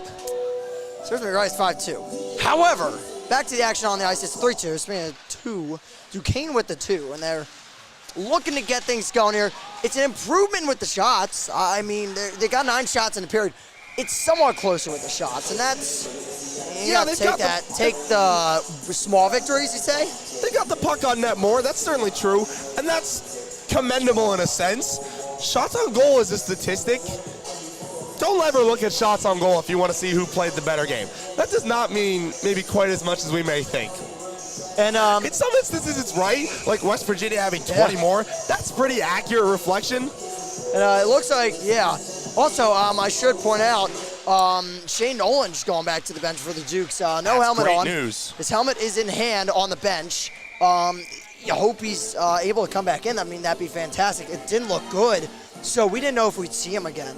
Yeah, But that definitely is good news for Duquesne, especially because of what he provides. You know, when you have a player like Nolan, the way he skates, the way he plays with energy, the way he's a guy who could get something going. He can get a spark quick, like snap your fingers just like that. When you're down a goal, you can have a player like Nolan in the game. That really does a lot in the tangible and the intangible sense, Jack. Honestly, read my mind. That was exactly where I was going with that, and that's so true. I mean, you're down to goal, you need some energy, you need to get something going. Wow, great set of moves, and on net it's saved. Yeah. I mean, wow, holy moly. Talk about some dangles there from Michael Miller going 4-on-1. Some people might think, I'll just dump the puck in. I think Connor McDavid's changed the game. He says, you know what? Why not? Let's go for it. Almost Save is the able to get mindset, something yeah. away. Forces Halyama to cover, and West Virginia gets another offensive zone draw. They've really been effective off these plays, Jack. They really have, and it's all, it's plays that are like set plays like this. You're able to practice, and that puck gets out. Nice mid-air baseball bat deflection from Simeone. More of a low swing right there than a high swing, and it's the only swing you can really get in hockey. That one goes deep into the zone. You're playing a bold game talking about baseball swings and not expecting me to bring up the Philly score, Jack. Let me tell you that. Well, you can bring out the Phillies score right now. It's not an issue. That's the thing. There's a difference here. I thought you said the Phillies were losing. No, 5-2. Oh. If you bring up last night's, you may be onto something. However, Dukes will move it ahead. West Virginia tries to move it ahead. However, Hoyen's able to dump it in, and now grabbing it, that is Jake Meyer. Running into the wall was a Duke, and it leaves for Meyer to get ahead. Nice skating from Meyer there to get that puck in. Yeah. The way he's able to get through guys. As big as he is, he does not look like he should be able to skate. He's like a graceful elephant, Jack, you could describe it. You should have an elephant going into these medieval battles. Put it on ice, don't think the best. He's graceful, let me tell you. Victor Hedman type. That's definitely one of the better comparisons to have. Certainly beats an elephant. All right. It's probably, probably happier to hear that one. Grandy can't grab that breakout pass, and it'll go deep. With it now is Reinbold. Reinbold up ahead. It was a good pass. Marshall forgot the puck, and West Virginia tries to get a... by Butler, and he draws a penalty. There you go, Brian Butler. We've said his name a lot tonight in good ways. Another good play right there on defense leads to a penalty. I'm starting to sound like a Brian Butler mouthpiece right now. He has really had a tremendous game, and he draws the trip right there. But going back a couple plays, that little miss pass, that little giveaway that led to West Virginia the other way, if you're Duquesne, I said it earlier, you've got to be hitting on your passes. Same thing in the neutral zone. When you have a chance to go at it with speed and get something working, you really need to take those. They got a power play right here, so it works out, but you really wish they could have done it better. Yeah. But Brian Butler is really he's played very well tonight, and even last game he had some great moments. He's been steady, and oh no, well they scored on a great skating. Not an even strength goal, but a short-handed goal last time. They had 2 breakaway chances. Deja vu right there for the Dukes. They gotta figure something out there. They really need to do a better job. So many chances this period for West Virginia. All their best chances, frankly, have come short-handed when they're able. You see the replay right here. Yeah. He gets that little dipsy-do type move. A nice move, however. Takes Simeone's ankles. Hopefully he can find them on the ice at intermission. Well, frankly, now will do well since he's got the puck. Duquesne has to do a better job limiting those chances. 4 minutes. Dukes want to get this game tied up again. Moving along the left side, rather. It's Werner with it. Up top to Hoyen. Hoyen over. There's a shot. It goes high and wide. That's a good look there from Simeone. It's great vision from Hoyen. Oh, and here they come here again. we go. This is a 2-on-1. Here's a 2-on-1. West Virginia looking to go up. Molesky tried to pass it over. The Dukes get lucky. Now maybe a chance the other way. Dukes move ahead with pace. Here's Medallo. Medallo ends up running to a 2-on-3. Dukes have a power play. However, they go for a change right there. And now West Virginia will dump it in. Dukes have not managed the penalty very well. No, they definitely haven't. Hold on. We have a penalty here, I believe. I think we have too many men. I heard the referee say white. That would be on Duquesne. Too many men. Yep, too many men on the power play. Dukes making some inexcusable mistakes, really. That's a really bad mistake. And there goes mistake the power right play. And when you have a power play, too, so much of this game has been about the way you're able to forecheck. West Virginia's done it better, and that's pretty reflective in how the score is. Duquesne right there, when you're on the power play, if you're trying to forecheck when that puck's in deep like it was, guess what? It's 5 against 4. You should be able to be forechecking. The fact that you have breakaways and 1-on-1s or 2-on-1s the other way, and then you're taking that delay game, or too many men rather, really not good. Coach Waite, he's got 3 minutes, 13 seconds before he's able to talk about it at the intermission. You bet they're going to be hearing about it in the locker room, Jack. I don't want to be. I don't want to be a player in that locker room. I'd like to be a fly on the wall in the locker room. I don't want to be a player in that locker room. That's for sure. Yeah. So the Dukes with 3:09 left. Somehow, for how poorly how well West Virginia's playing, it's really been West Virginia playing well. Wow, Medallo just closed off right there. Tried to cut through the middle. He splits the gap with his body. He splits the gap. That's a goal. Behind. It just gets tangled behind. I mean, and the sad thing about hockey is it's not soccer. You need your stick. There's a shot that goes wide. Hollyama had to be careful there. That was really nicely defended by Moore. Sorry, Jack. If he Jack. splits that gap, Medallo, you'd figure that's probably a goal. Oh, if he splits it clean, he's got a great chance. But then the other way, I want to talk about Colin Moore and how well he defended that. He's kind of got lost in the stuff in a certain sense, the way we've been talking about Brian Butler. That was great D from Colin Moore. Sophomore defenseman. I believe that was Moore with the icing, too. Right there. So. Well, broken clock right twice a day. There we go. But yes, from a sophomore defenseman and Brian Butler, sophomore defenseman and Colin Moore, it's a shame they play on the same side of the line. Otherwise, they'd make a deadly partnership, I got to say. And I mean, it hasn't looked like the Dukes have been successful at all with their breakout passes. We touched on that earlier in the first period. There's another situation where miscommunication on the breakout leads to an icing, and it hurts. And, well, Butler just takes it right to the goal. That's a good decision from Halyama. You can see the second Butler gets that puck and he starts to go, Halyama's got his net. Glove him. I want it. I want to cover it. I want to cover it. That is a veteran decision from a senior netminder. And now the Dukes can get fresh men on the ice, especially since in 2 seconds they're down a man. That's a really smart play from Halyama, knowing the situation and letting his boys get fresh men on the ice. All right, well, they get the fresh men. And the Dukes lose the draw. So Now with at the top, that is Kakacha, and he's had it at the top a lot. He's always been commanding the blue line. The way their defensemen have held the blue line has been impeccable, Jack, I gotta say. After a spill out, here's Knorr. Knorr with it. Here's a shot, save, rebound. It's still loose, and Aoyama just finally gets up after spinning on his bottom to get up there like he was breakdancing. It's a sprawl breakdance. That's a good one, Jack. Just dancing with the sprawling stars out effort here. from Aoyama. Oh, can Werner get in on this puck here? Werner's he can't get it, but he can forecheck it well. Werner tried to go after Simpson there. He can't get anything going. I mean, that would have been a heck of a battle had that puck gone to Werner in time. Yeah. Grandy now with it. Here's Grandy. Goes down front one time. Pass goes just to the side of the intended target. Couldn't get enough for a shot. Here's Hoyen. Moving it in. Hoyen with it. Goes down front. It goes wide. Duke's even straight. They're going to go a man up now. The penalty will be called on West Virginia. Who specifically, we're going to see in a second, that was number, looks like it is not, look at that, that's Molesky. Molesky gets called for Molesky's talking about it, I think. He's the captain. He might be getting called. Molesky is arguing it.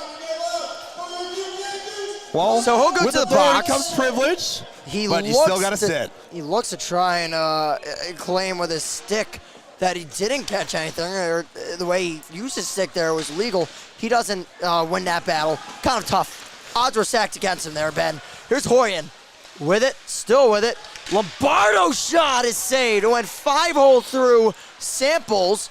Doesn't go through the goalie's, through into the back of the net. No, really good vision. Then he gets the blocker on it. Hoyen with it, shot. It's saved. Wow. Snared out of the air. My goodness. Simpson's looking like a first baseman. They're making that grab. I want to take you back, Jack. At the start of that power play, as Duquesne has to take it back in, the way as that puck's getting close to the blue line, the two West Virginia forwards start to move forward. They are smelling blood in the water. They're thinking, we can get a rush right here. Simeone did a good job cutting it off and limiting it. But West Virginia, that's their game plan. They're thinking, we get a little pass out, boom, breakaway, 2-on-1. That's the game plan for them. Heck of a block by West Virginia. It hypes up the bench for sure. One-time chance where Sack couldn't get to it.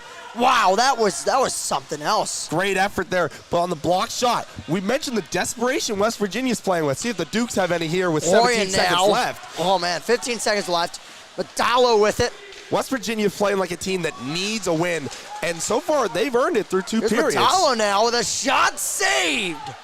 Wow, what a save. 4 seconds left in a period. That's how this period will end. Duquesne gets 1. West Virginia gets 2. 3-2 after 2 periods of play here from Alpha Ice Complex. Duquesne, they're going to look for their second straight, while West Virginia is looking for their second win of the season. We'll be back after this. You're watching the CHMA Network here on 10 Band TV.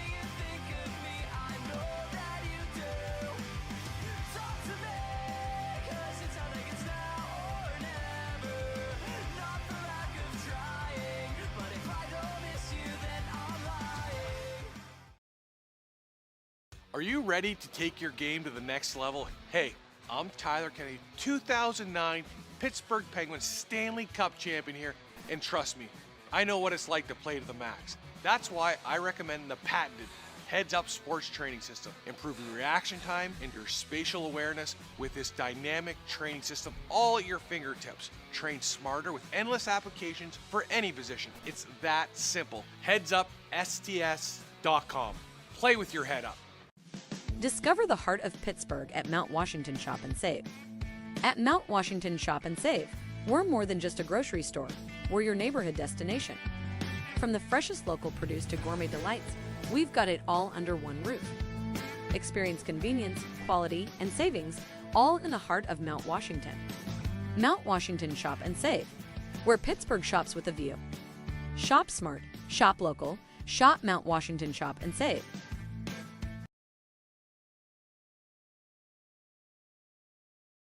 The face-off, the rare center ice face-off. Nolan coming in, what a pass! He scores! What a great feed from Shane Nolan there. Hoyt has it exactly right. I'm going to make a break to the net. I've got a dynamic winger and throws it right back in. Going to keep giving the puck. He's going to keep throwing it back in. Again, I mean, that's their... Wow, Jones off the steal shot saved. What a save by Halyama. Any questions about how locked in? And he'll try and get it out. He goes the wrong way because there's a Mountaineer right there. Here's a shot, he scores! They were buzzing for a while, and Daniel Schmidt gets things going. We're tied at 1. Not only to throw it on net, it's that same thing. Throw the puck towards the net. It's not very complex hockey tonight from both times. Both teams. Oh, great hit from Samples, and now you got collisions. Here we go, and yep, things are going to get ugly here. Refs have to kind of stop. 4-3 to 5-on-4. That one thrown towards Alpha Ice Complex logo and being moved in with a shot. Saved, wow. And Halyama goes flying. And the net goes off of it. Tried to get it for Grandy. Grandy couldn't handle it. It's good coverage there by Werner on him. Skating with him. Had a stick on the ice. Shot on net. It is saved by Halyama. That was Caden Knorr, the assistant captain. Excuse me, the alternate captain for. He had to play some defense here as moving in behind the net for a shot. He scores! No goal. Net's off. Or no, they call it off. So it was Knorr who passed it. He passed it to Jake Kozinski. Kane was probably not going to get lucky with that call, but once you look at the replay, I mean, it felt like Duquesne didn't get any help there. They're not helping out. Halyama, that one hits off the bar. Yeah, you know, Duquesne, they're definitely, I think, on the short end of a stick, hockey stick, you could say. Metallo goes down. And they got it back. A breakaway. Here we go. He shoots, he scores! Jake Molesky, and well, that was quick. Short Kane, they're holding possession here so far on this power play. Here's Simeone, shot on net, it's saved by Simpson. Look at how tough West Virginia is playing that high slot area. Hoyt earlier had a great decision to pass it, look for a Nolan chance, and get a high danger chance in the high slot. That's great penalty killing. And then here's another one. Samples in all alone. He's denied.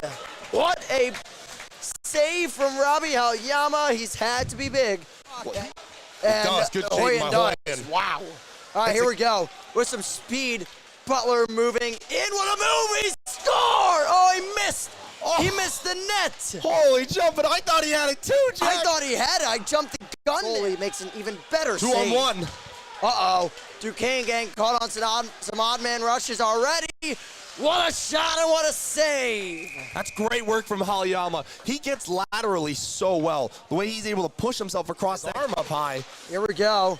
Lombardo with it again. Try to get it over. Look for Ferris. A shot in front. He scores. That's great work right there from Duquesne. That's an excellently smart play. And they're looking to get things going here. It's an improvement with the shots. I mean, they got 9 shots in the period. It's somewhat closer with the shots, and that's take the small victories, you say? They got the puck on net. Exactly where I was going with that, and that's so true. I mean, you're down to goal, you need some energy, you need to get something to go. Wow, great set of moves in on net, it's saved. Yeah. I mean, wow, holy moly. Talk about some dangles there from Michael Miller. Moments. He's been steady, and oh no. Well, they scored on a great skating. Not an even strength goal, but a short-handed goal last time. They had 2 breakaway chances. Deja vu right there for the Dukes. They gotta figure something. After a spill out, here's Knorr. Knorr with it. Here's a shot, save, rebound. It's still loose, and Halyama just finally gets up at Metallo with it. West Virginia playing like a team that needs a win, and so far they've earned it through 2 periods. Metallo now with a shot saved. Wow, what a save. 4 seconds left in a period. That's how this period will end. Duquesne gets...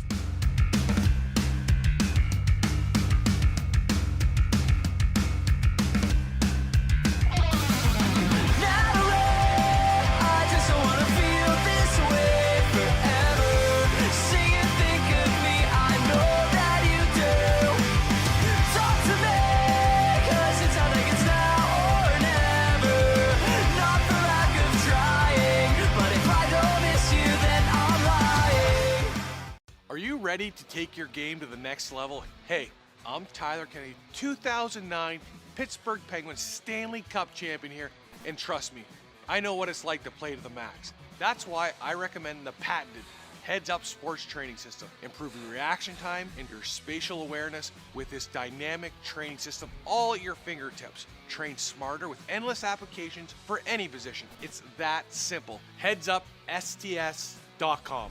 Play with your head up. Discover the heart of Pittsburgh at Mount Washington Shop and Save. At Mount Washington Shop and Save, we're more than just a grocery store. We're your neighborhood destination. From the freshest local produce to gourmet delights, we've got it all under one roof. Experience convenience, quality, and savings all in the heart of Mount Washington. Mount Washington Shop and Save, where Pittsburgh shops with a view. Shop smart, shop local, shop Mount Washington Shop and Save.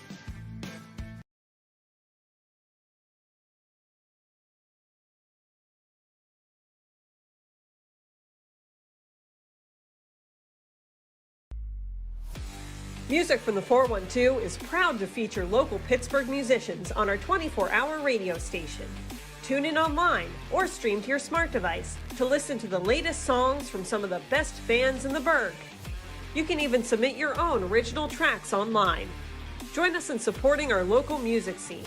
Tune in today to Music from the 412, Pittsburgh's home for original music. 2 jumbo iced caramel drizzle peppermint mochaccino. Extra caramel. That's us. I'd love to join you guys at the beach house for a few days, but between my job and the kids, it's just not that easy. Not to mention, how am I squeezing into a bikini after this winter? Keeping off extra pounds while balancing a family and a career can be tough. And 500-calorie coffees won't get you there either.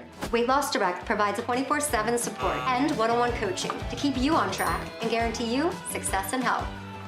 Start your journey at weightlossdirect.com.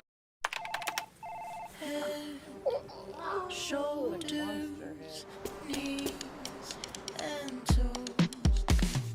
Head, shoulders, knees and toes, knees and toes. Head, shoulders, knees and toes, knees and toes. And eyes and cheeks and mouth and nose. Head, shoulders, knees and toes, knees and toes. Affordable self-care from professional massage therapists and estheticians. It's what we do. Massage Envy, where better begins.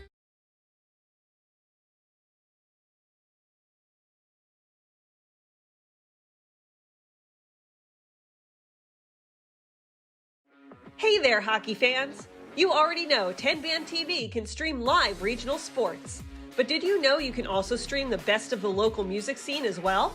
Music from the 412 is live and streaming 24/7 on 10-Band TV. Watch music videos, concerts, and original programming free from the comfort of your couch. Featuring the best of music and artists from Pittsburgh and Western PA. Tune in today.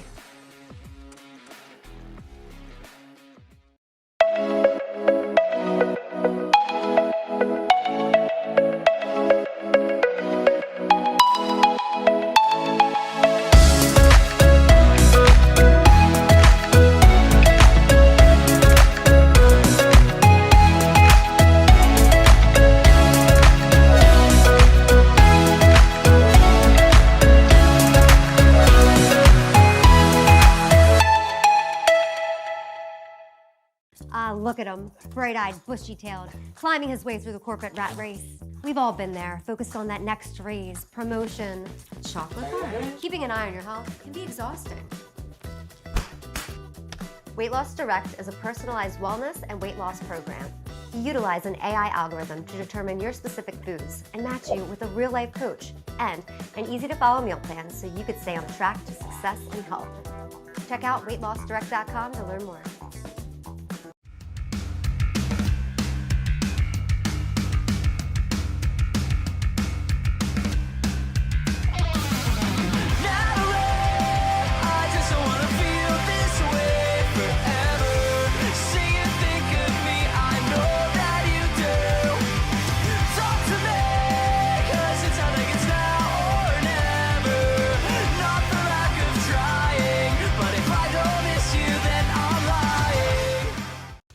ready to take your game to the next level? Hey, I'm Tyler Kennedy, 2009 Pittsburgh Penguins Stanley Cup champion here, and trust me, I know what it's like to play to the max. That's why I recommend the patented heads-up sports training system, improving reaction time and your spatial awareness with this dynamic training system all at your fingertips. Train smarter with endless applications for any position. It's that simple. HeadsUpSTS.com.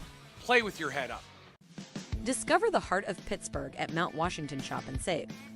At Mount Washington Shop and Save, we're more than just a grocery store. We're your neighborhood destination. From the freshest local produce to gourmet delights, we've got it all under one roof. Experience convenience, quality, and savings all in the heart of Mount Washington. Mount Washington Shop and Save, where Pittsburgh shops with a view. Shop smart, shop local, shop Mount Washington Shop and Save.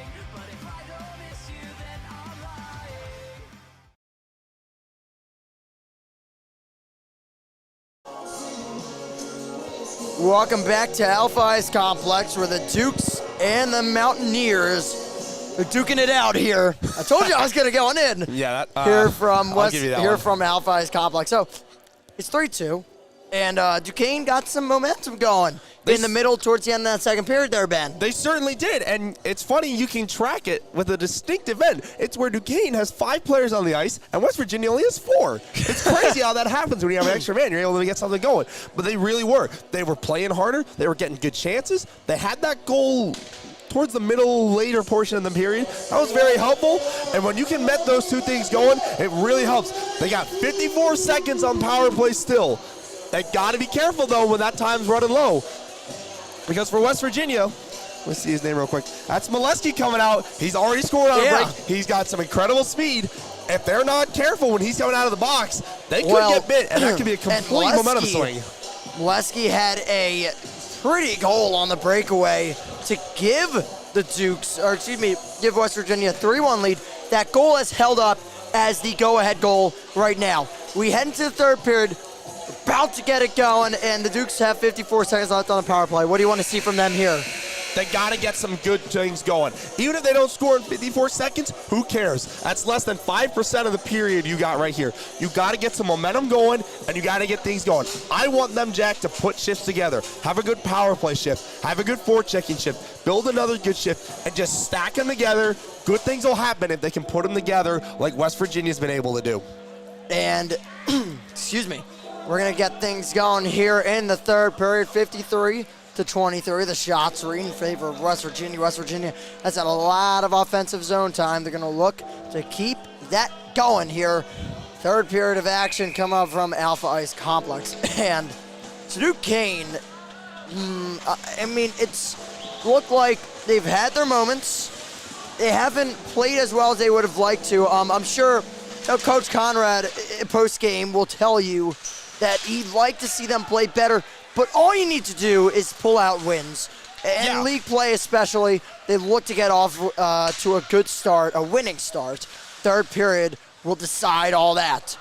And that is flung out of play. So 37 seconds left. Instead of the puck going out of the zone, puck stays in the zone, luckily for the Dukes. And you're absolutely right what you said about Coach Wade. I bet you there are definitely a lot of things that Duquesne can build on after this. But guess what?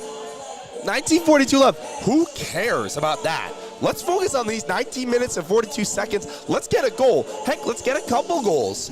And let's go win this game. We can build on that during the week. I think you should be in the locker room right now. You should have been in the locker room second period, hype them up. We'll see if, however, Coach Conrad's pretty good at getting his team going. We'll see if he did that tonight. And while that one goes out of the zone, less than 20 seconds left on the power play, once again, Grandy comes flying down, and good job right there by Palmer to shield him off. Palmer tries to get it over for Butler. It's just too far. Dukes can't enter as Butler was still in, trying to trace that pass. And they'll settle the puck and try and get something going here. It's 5-on-5 now. They missed that little stretch pass there. I know they were man up. Oh, got to be careful with the puck right there. Out of the box, Molesky has his shot blocked. With it is Medalo, drops back smartly for Palmer. Mistake made, and oh man, that could have been bad for the Dukes. They tried to find Leo Hobbin, and that one, there's Hobbin again. He goes down. Penalty is called. A hook is the call. Hobbin's slow to get up there, but he looks all right now. You know, we talked about the start we wanted to see from Duquesne, like what they want to do. This is not what I had on my list. I don't think I said it. You do not want to be able to go into your zone. You get the penalty killed off with no real chances. You have a couple bad turnovers in your zone. This is a clean sheet of ice. There's no snow on the ice. You're just missing passes right there. That's really not good. Then you go down a man. This is not a good start. And it's Butler right there too, one of their better defensemen. This is really not what the Dukes are wanting. What they do like to see is Shane Nolan on the puck right there. That's that is great. True. Nolan back on the puck there. However, West Virginia is still on the puck, and they're having a heck of a offensive zone performance tonight. Here's Grandy moving in. He scores! That is an absolutely sensational goal from Grandy right there. He gets into a good area. How much have we talked tonight about getting in the high slot? West Virginia's really defending the high slot. Duquesne can't right there. And he receives that puck. You're going to see a replay right here. Grandy, he's going to that danger area. He gets it. He just gets that little bite on Nolan there. Nolan's going where? Grandy just makes him. I talked about dipsy-doo. That's a dipsy-doo move right there. And then an absolute snipe to get it by. Now Duquesne's down 2, and the plan has completely changed. You have to be going at it now if you're Duquesne. I do not think they were talking about going down 2. You've got to get aggressive, Van. Now is Nick Grandy with the goal. His first of the night. The Dukes are down 4-2. They need to get something going. We sink under the 2-minute mark here in this third period of action. Here we go with West Virginia getting it out of the zone. That's all they look to do. They'll look to keep it out of their zone and come away with a victory here tonight.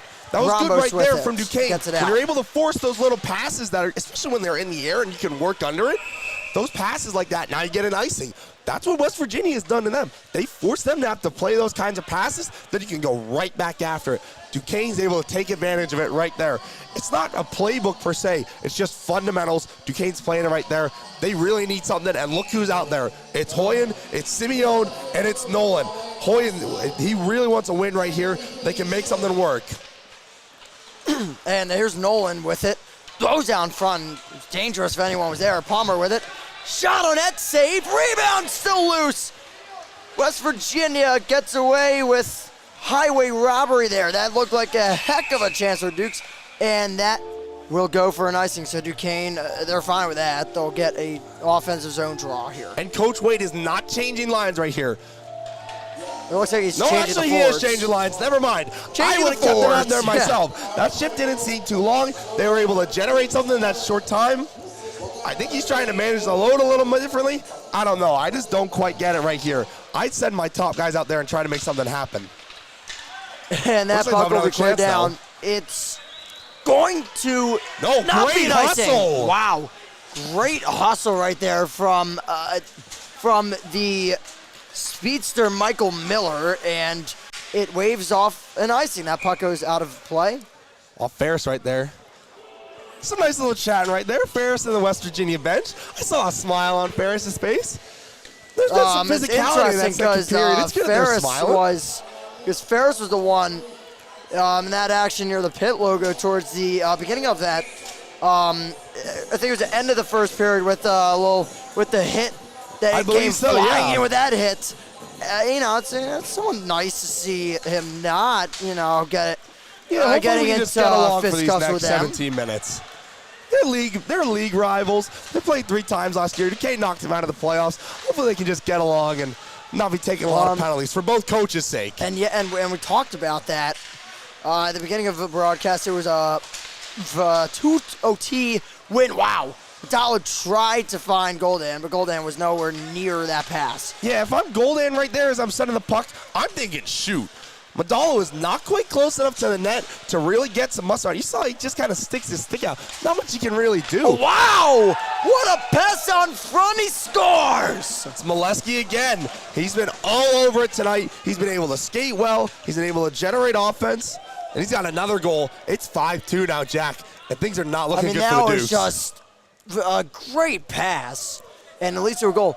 And, give a lot of credit there. So we're going to take a look at that one. And it was actually not Molesky. It was actually Wyatt Murphy, one of the other captains for West Virginia. So they get the goal there. They're up 5-2. It's not looking good for Duquesne. Wow. Just great pass. Apologies to Mr. Murphy. He goes, we've been talking so much. It's 2 goals in a row now for West Virginia. Go to those danger areas. That play started. I don't know if you saw on the replay, Jack. When you have 3 Dukes at the top of the blue line trying to make something happen, and then the puck still gets in deep, it's not going to be a shock that you have somebody like Murphy who's wide open at the top. Great play by him. Good pass from behind the net. It's an excellent sense, either just to know he's got a man there or to just throw it to that danger area. And West Virginia's got another goal. So 2 goals in the first 3 minutes, 30 seconds or so. I believe they scored on their last period. 2 shots too, Jack. Whew, how about that? Yeah, they have actually. You're correct, because they went to the intermission with 53 shots. So, 55 now. And 2 shots, 2 goals. So, 2 shots in 4 minutes is probably an improvement for Duquesne to, only hold them 2 shots. However, yeah, when they're also like that, focus on the fact those are 2 goals. So yeah. I'm not so sure. And when they're too chances happy like with that. Those aren't 2 innocent little shots. Oh, let's just kind of throw it on net. You see a little delay that's getting the door closed. We're waiting for that door, to be closed. And here's Werner moving it up head on the right side. Werner's still with it. Werner holding first, pass down front. That shot goes wide. It's good sense from Werner there too. Again, it's that danger area right between the 2 circles, a little bit in there, in front of the crease. Those danger areas. If you want to score goals, you don't got a howitzer per se. That's where you go. You make things happen from there. Good decision from Werner to try to get it there. Shame it doesn't play out. That one moved ahead and dropped deep into the zone and going to get it. That will be, I'm glad it was Palmer. And here is Leroy. Leroy with it on the left side, throws it out. Front it goes off of the netting. Expect to see a lot of that for the rest of this game. If you're West Virginia, you're up 3 with 15 minutes left. The game plan is force Duquesne to play the 200-foot game. If you can forecheck him in the zone, great. But you are getting that puck down there. You're getting fresh legs on the ice to defend, and you're making them do that work. They haven't been able to do it very well so far, Jack. They're going to have to figure something out and really get some mojo going. And they do have to get something going quick. That's and that was a high stick. That was not called. All right. Well, they played it. He went to more. He'll be fine. Yeah, true. Anyways, West Virginia's going to move it ahead. And, that stretch pass. Well, it ends up being completed. He's in alone. He scores! What a bounce. A fortunate bounce at that for number 66, Leo Haben. It really took a couple of bounces. It went off that stick at first, and then the little fluttering right there. Not able to be defended at the blue line. You see it there. And then Haben turns on the Jets. And then that nice little deke. We saw Simeon put that same move in overtime last week, Jack. Yeah. You see it right here on the other way.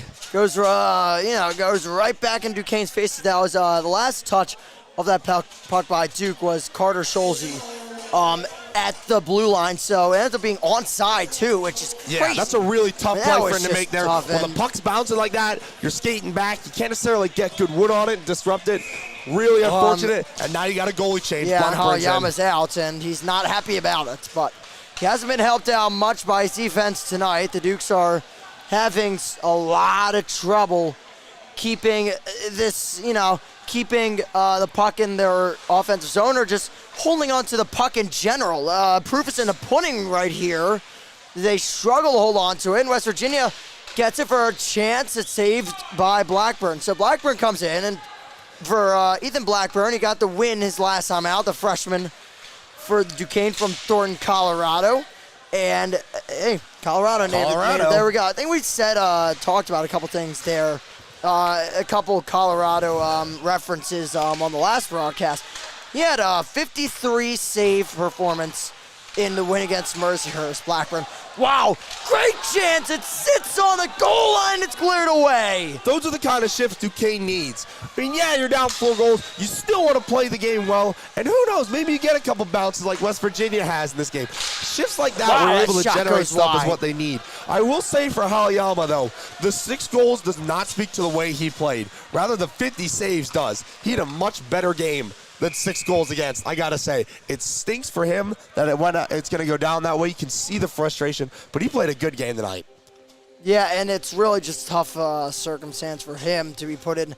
You know, and the defense having a defense and offense, this whole team having really an off night, uncharacteristic maybe, or Yeah, do you think it's West Virginia? I think there's some of that. There have definitely been some flashes from Duquesne. They don't look as good as they did last week against Mercyhurst. They're just not as crisp. They're not as fluid. They're not as able to get things to work. Last week, Mercyhurst played them really tough, and West Virginia is too. But West Virginia's got that extra benefit, too, of being as fast as they are and as good at skating as they are. They've really been able to make that happen. Look at the Haben goal. Look at that goal on the power play. The name is just eluding me right now. And, Grammel, excuse me. Yeah. That Grammel goal. Skating like that for West Virginia has punished the Dukes.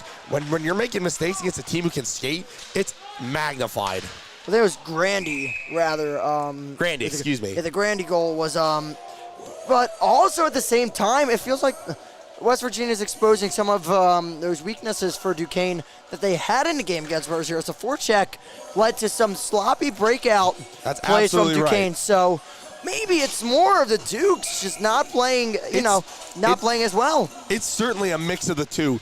And when you're going, like I said, when you're making mistakes and not playing quite as well against a team who's skating as well as West Virginia is, like Mercyhurst was on their 3rd game in as many days. West Virginia is fresh. They haven't played in a week, and they are skating And I mean, well. you see the difference. When you look, See, wow, Baxter what a pass! He moves in, he scores! C.J. Simeone scores for the 2nd straight game. The Dukes trail by 3. It's great skating from Simeone to get up, and then it's an excellent feed from Lombardo, I believe it was. Just fling it down there. See the replay. Yes, it is Lombardo. That stretch pass and the skating to Simeone. 2 straight weeks he's taken that stretch pass, went in and scored. And guess what? It's a hockey game, Jack. You can score goals quickly like that. Yes, You're you down can. 3. Who cares? You're in this game right now if you can get some things to happen. Really good play there. Well, if you're Duquesne, you want to keep on getting guys out. And just, like that, they get to Ferris, so now they move ahead. That's a much better stretch pass there. Early in the game, Duquesne was not hitting those passes, and it just compounded. West Virginia was able to get back and recycle the pucks. They're getting in the neutral zone. Duquesne now, you see they're starting to hit it a little bit more. They're starting to get a little better at breakout. These things, it might end up to be too little too late, but it's the things that they need to do if you're going to be playing well against forechecking. Yeah, and, you got a game tomorrow night against Sean Carroll. And, wow, what a pass. Shot save, rebound goes wide. So you got a game tomorrow against Sean Carroll. I mean, these are positives you can take into that. It's momentum you can take into tomorrow's game. But they're focused on this one right now, and they are still down by 3. Simeone, or not Simeone. Or no, it was Simeone who came on there. He almost had another chance. Going into the zone there. Expect to see a heavy dosage of this trio. Simeone, Lombardo, and Hoyen. They were able to get the goal there. They had a goal earlier. It was Nolan instead of Lombardo. Obviously, things have changed in that front. See, West Virginia's really going out of Blackburn getting that big. That puck continues to just stay in that, away from a Duquesne stick. I mean, they couldn't get it out there, and it almost leads to disaster. And they really were struggling right there. I called Blackburn a bear last week, like a black bear, the way he just gets big and makes those plays. Maybe a grizzly bear. I'm not sure what kind of bear I'm going to call him. You see it again there. At the top of the crease, make yourself big. Body those pucks up, make some good saves. Nice work right there from Blackburn. It's not like it's a small, it's not like Robbie Halayama's small, right? I mean, he's still 6'1", 178. But Ethan Blackburn is 6'3", 210 pounds. And he looks he's like a it. big He's a big dude. And it helps them. It helps him in net a lot. And once again, we said the same thing there with a big dude. Great minds think alike. Exactly. You see the way West Virginia's been skating there's some thus far. action over there. I thought they were going to call a penalty. I'm sorry. Certainly some extracurriculars. The way West Virginia's been able to skate, it will punish Duquesne if they're so high up and they're not doing very well. At this point, if you're the Dukes, you kind of have to take that risk being down 3 goals.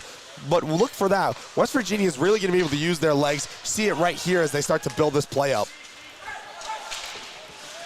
All right. So Dukes are still down in this one. They're trailing 6-3. And good job, actually, right there. Moore was held up by Marcus Barber, and it actually helped West Virginia gain possession.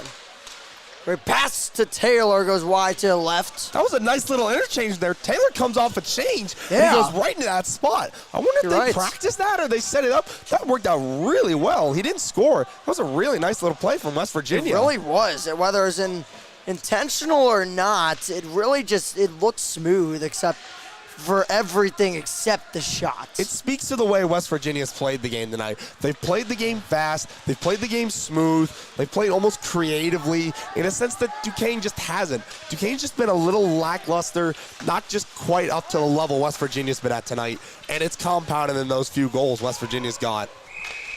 Icing will be called there. And no, now... it's covered rather, Jack. Excuse me. You got a little bit of... extracurriculars there. I don't know if you saw it. Is Taylor going to the box? Yes, he is. He is. See linesman Fitzgerald right there guiding him towards it. He was not a fan of that, Taylor. So, I mean, you said the game's not over, and that is very true because it's 6-3 now.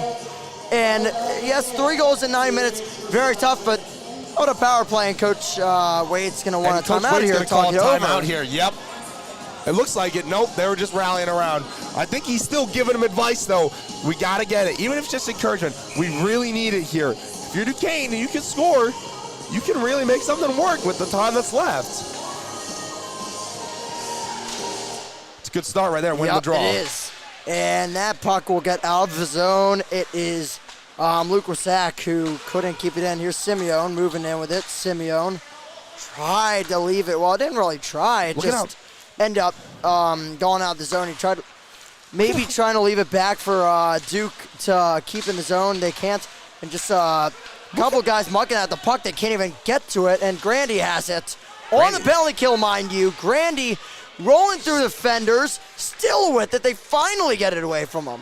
Grandy's been dangerous on the penalty kill. He scored that power play goal earlier too. Grandy's had a great game tonight. Just look at how tough, as you see Hoyt drive the net, look at how tough West Virginia defends those kind of semi-loose pucks and the man with the puck. They are still going as hard as ever. They really want it tonight. They really do. 840. Wow, big hit. Oh, Molesky, he's a small guy, but look at what he's doing there. Calling the postman with that special delivery right there. Molesky has been great tonight. And tackle, it's going to be 5-on-3. All right, here you go. You got, and Molesky, Molesky does not get the breakaway. It looked for a second like they weren't, like they took like an extra second to blow the whistle. It started getting a little concerned there if you're the Dukes. You could see the moment in Molesky's face. He looks down, he's like, let's go, I got a breakaway, I had a great work on the puck right there. Why isn't the goalie there? Why are they blowing the whistle? I mean, you're starting to get confused. You're like, is this real life?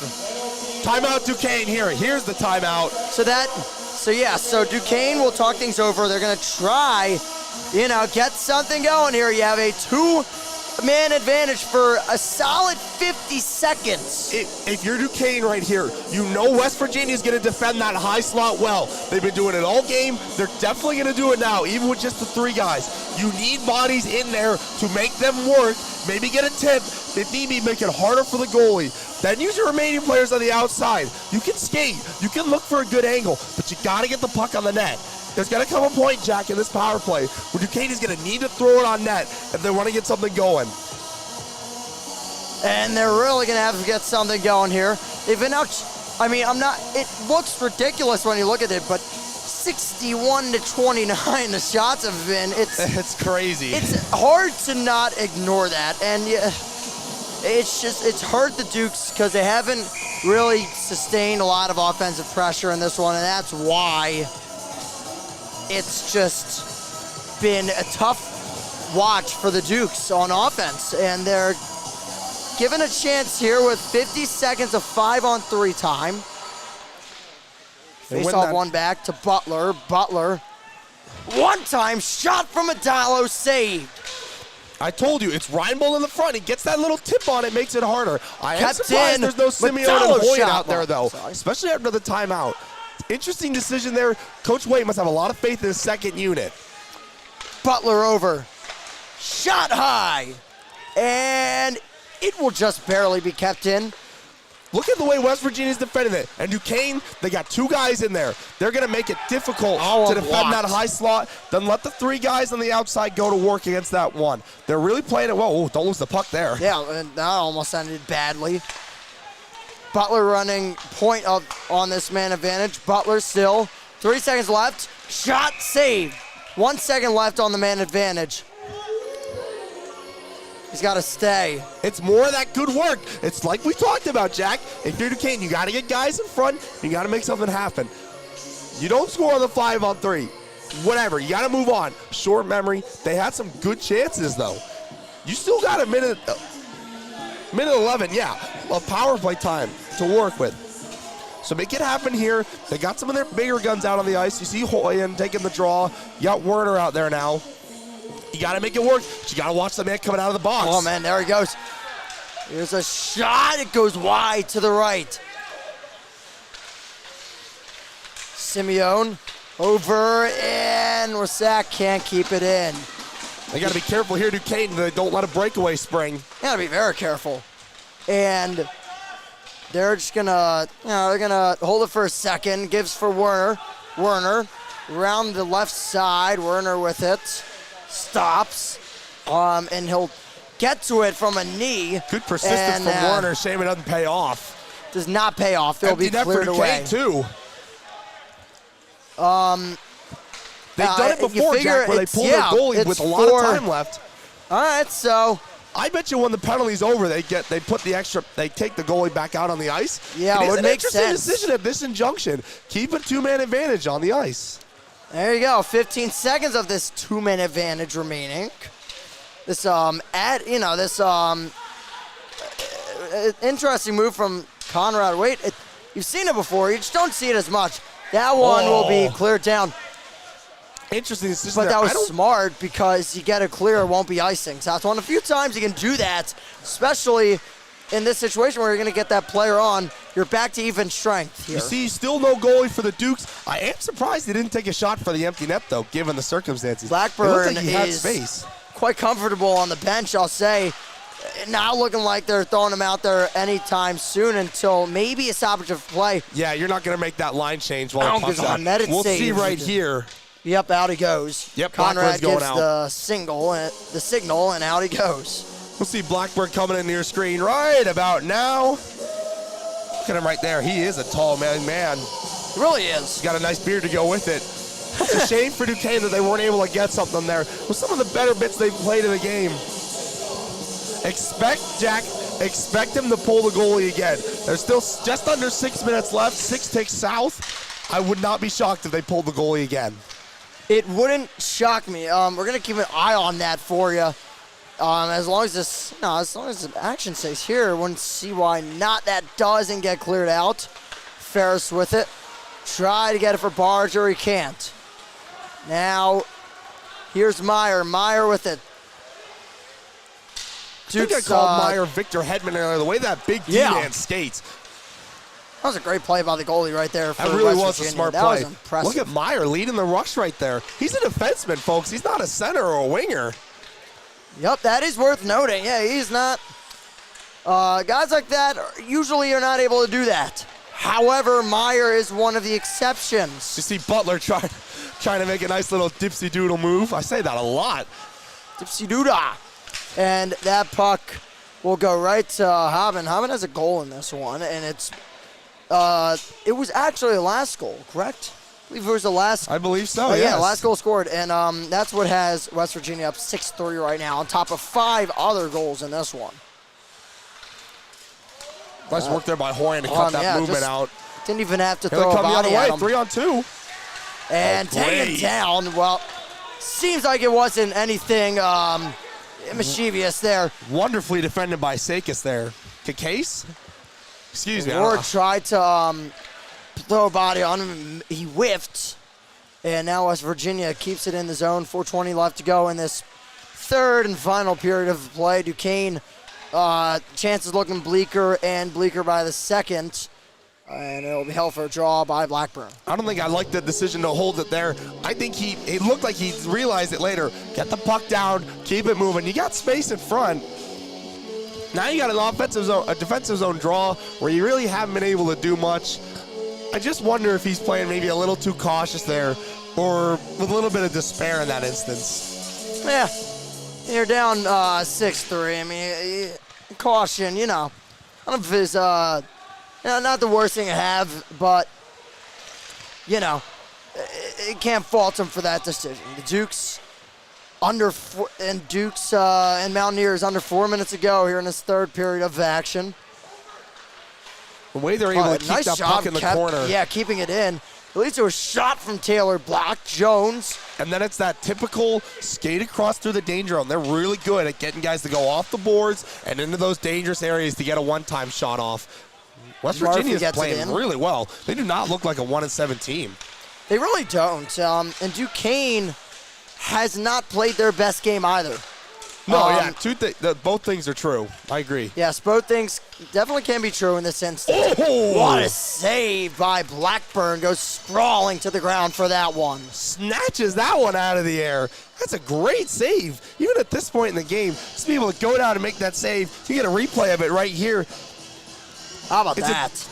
It's a good drop right there. Wide open shot. Just rip it out of the air, young man. See it through the traffic. Great effort by Blackburn there. All right, so 6-3. Your score right now with 3:20 remaining. Nice stop right there by Palmer.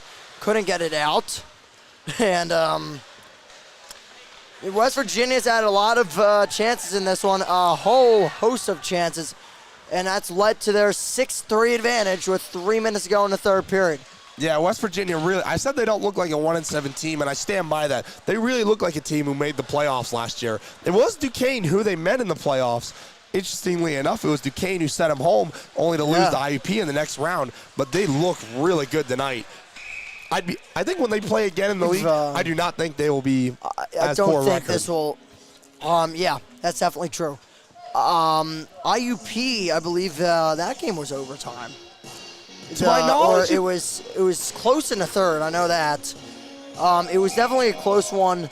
Duquesne played well in those 2 days and really tough, given they had a very unfortunate schedule because they play that game. It didn't end until 1 or 2 a.m. You had to go next day at around 3 o'clock-ish to play that game. It's those tough things for Duquesne. And if you're Duquesne, with 2:30 left, I think we can probably say with some confidence, it looks like you're about to go to 3-5. You've got John Carroll tomorrow in the leagues. You see Hoyen. Well, they might get another one. Wow. I don't know if that was stopped or went wide. However, it was a heck of a chance for Duquesne. Certainly was. It looked like a really good save from that West Virginia goalie, Kyle Fotopoulos. He's had a great game tonight, Jack. We haven't talked about him as much, given Halyama and that save from Blackburn. He's really played a good game tonight.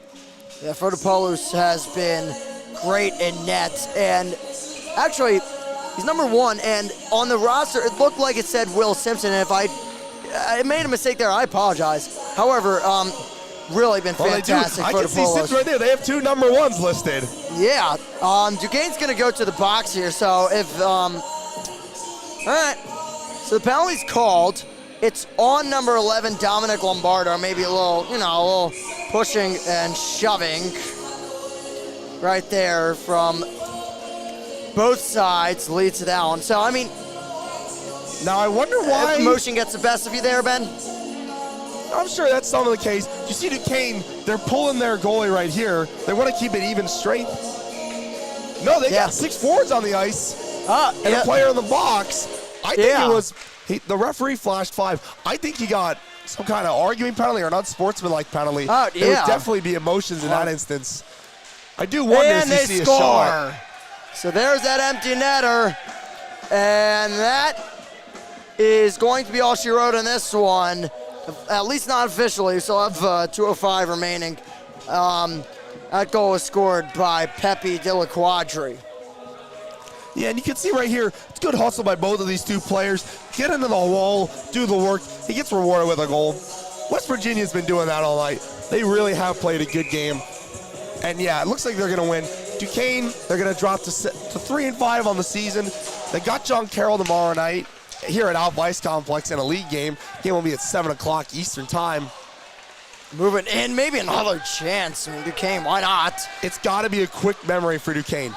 Yeah. Not so much you can do with the one-day turnaround. Just forget it. We'll deal with it this week in practice. For in terms of tomorrow, just forget about it. See a helmet knocked off. Helmet goes flying off the head of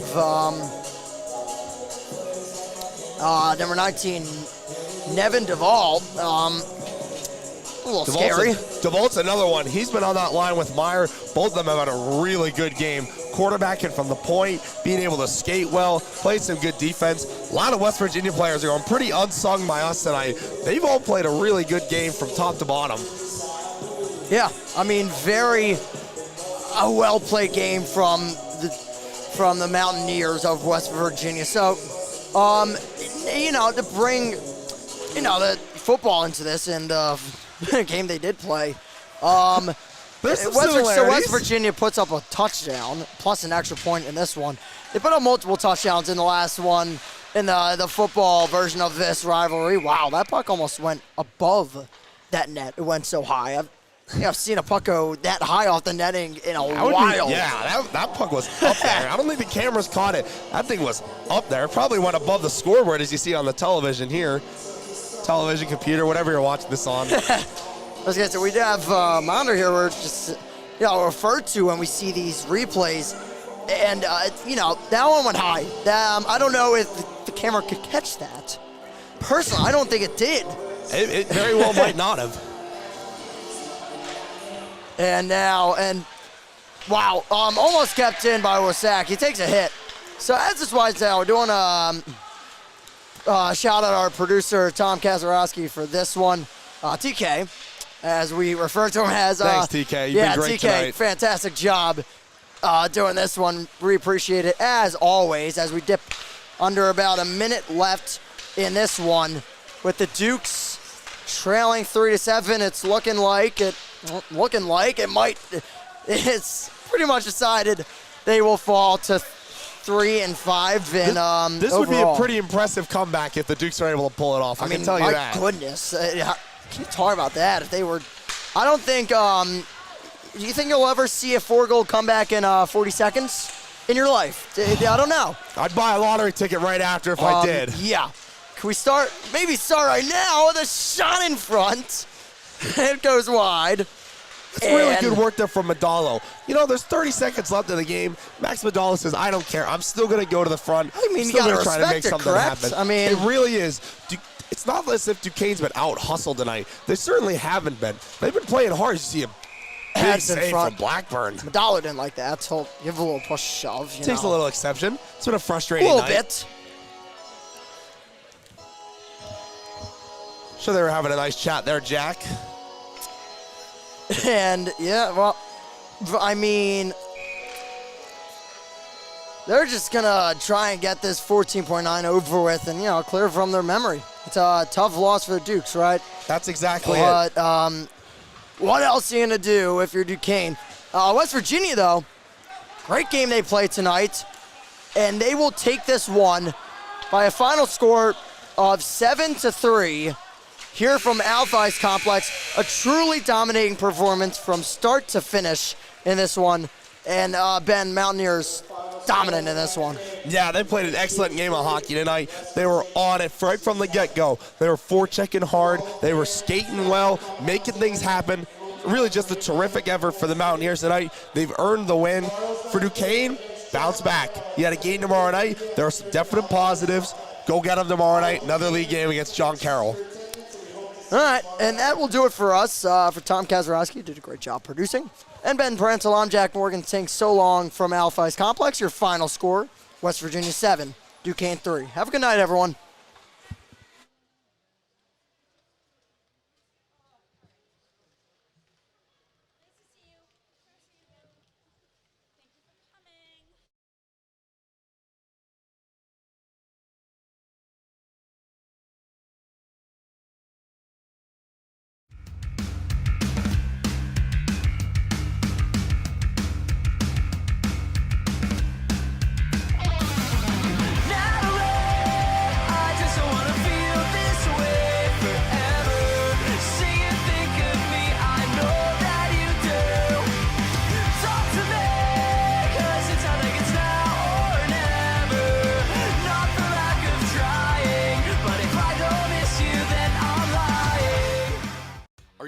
to take your game to the next level? Hey, I'm Tyler Kennedy, 2009 Pittsburgh Penguins Stanley Cup champion here, and trust me, I know what it's like to play to the max. That's why I recommend the patented Heads Up Sports Training System, improving reaction time and your spatial awareness with this dynamic training system all at your fingertips. Train smarter with endless applications for any position. It's that simple. HeadsUpSTS.com. Play with your head up. Discover the heart of Pittsburgh at Mount Washington Shop and Save. At Mount Washington Shop and Save, we're more than just a grocery store. We're your neighborhood destination. From the freshest local produce to gourmet delights, we've got it all under one roof. Experience convenience, quality, and savings all in the heart of Mount Washington. Mount Washington Shop and Save, where Pittsburgh shops with a view. Shop smart, shop local, shop Mount Washington Shop and Save.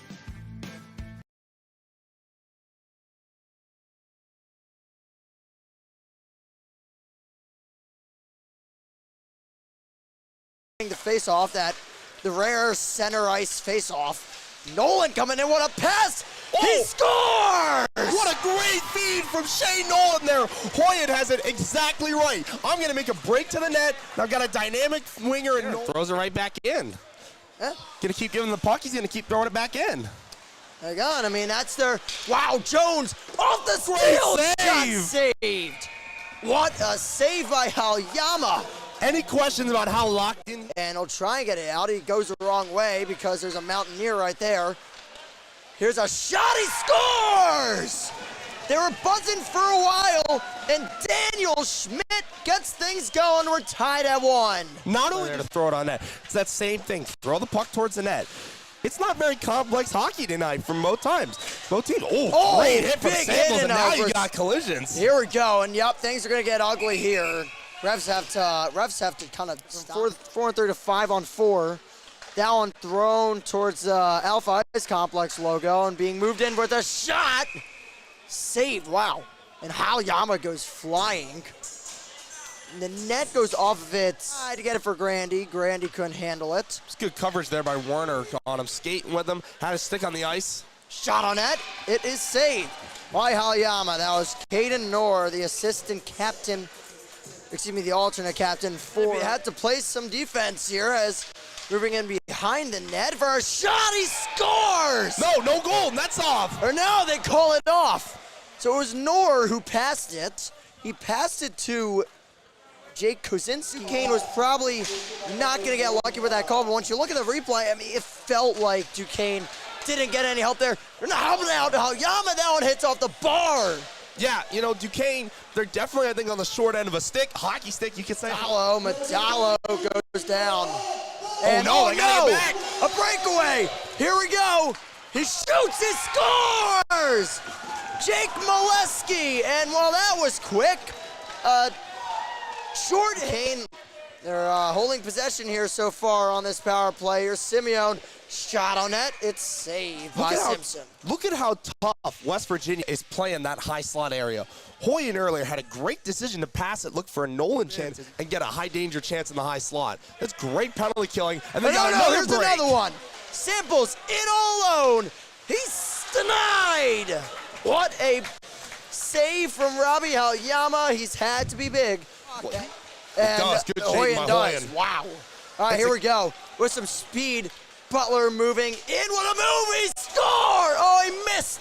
He missed the net. Holy jumping. I thought he had it too, Jack. I thought he had it. I jumped the gun. He makes an even better save. 2-on-1. Uh-oh. Duquesne getting caught on some odd man rushes already. What a shot and what a save. That's great work from Halyama. He gets laterally so well. The way he's able to push himself across the arm up high. Here we go. Lombardo with it again. Try to get it over. Well, he looked for Ferris, a shot in front, he scores! That's great work right there from Duquesne. That's an excellently smart play. And they're looking to get things going here. It's an improvement with the shots. I mean, they got 9 shots in the period.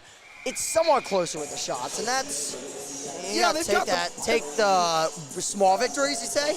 They got the puck on net. Exactly where I was going with that, and that's so true. I mean, you're down to goal, you need some energy. You need to get something going. Wow. Great set of moves, and on net, it's saved. I mean, wow, holy moly. Talk about some dangles there from Michael Miller. Moments. He's been steady, and oh no.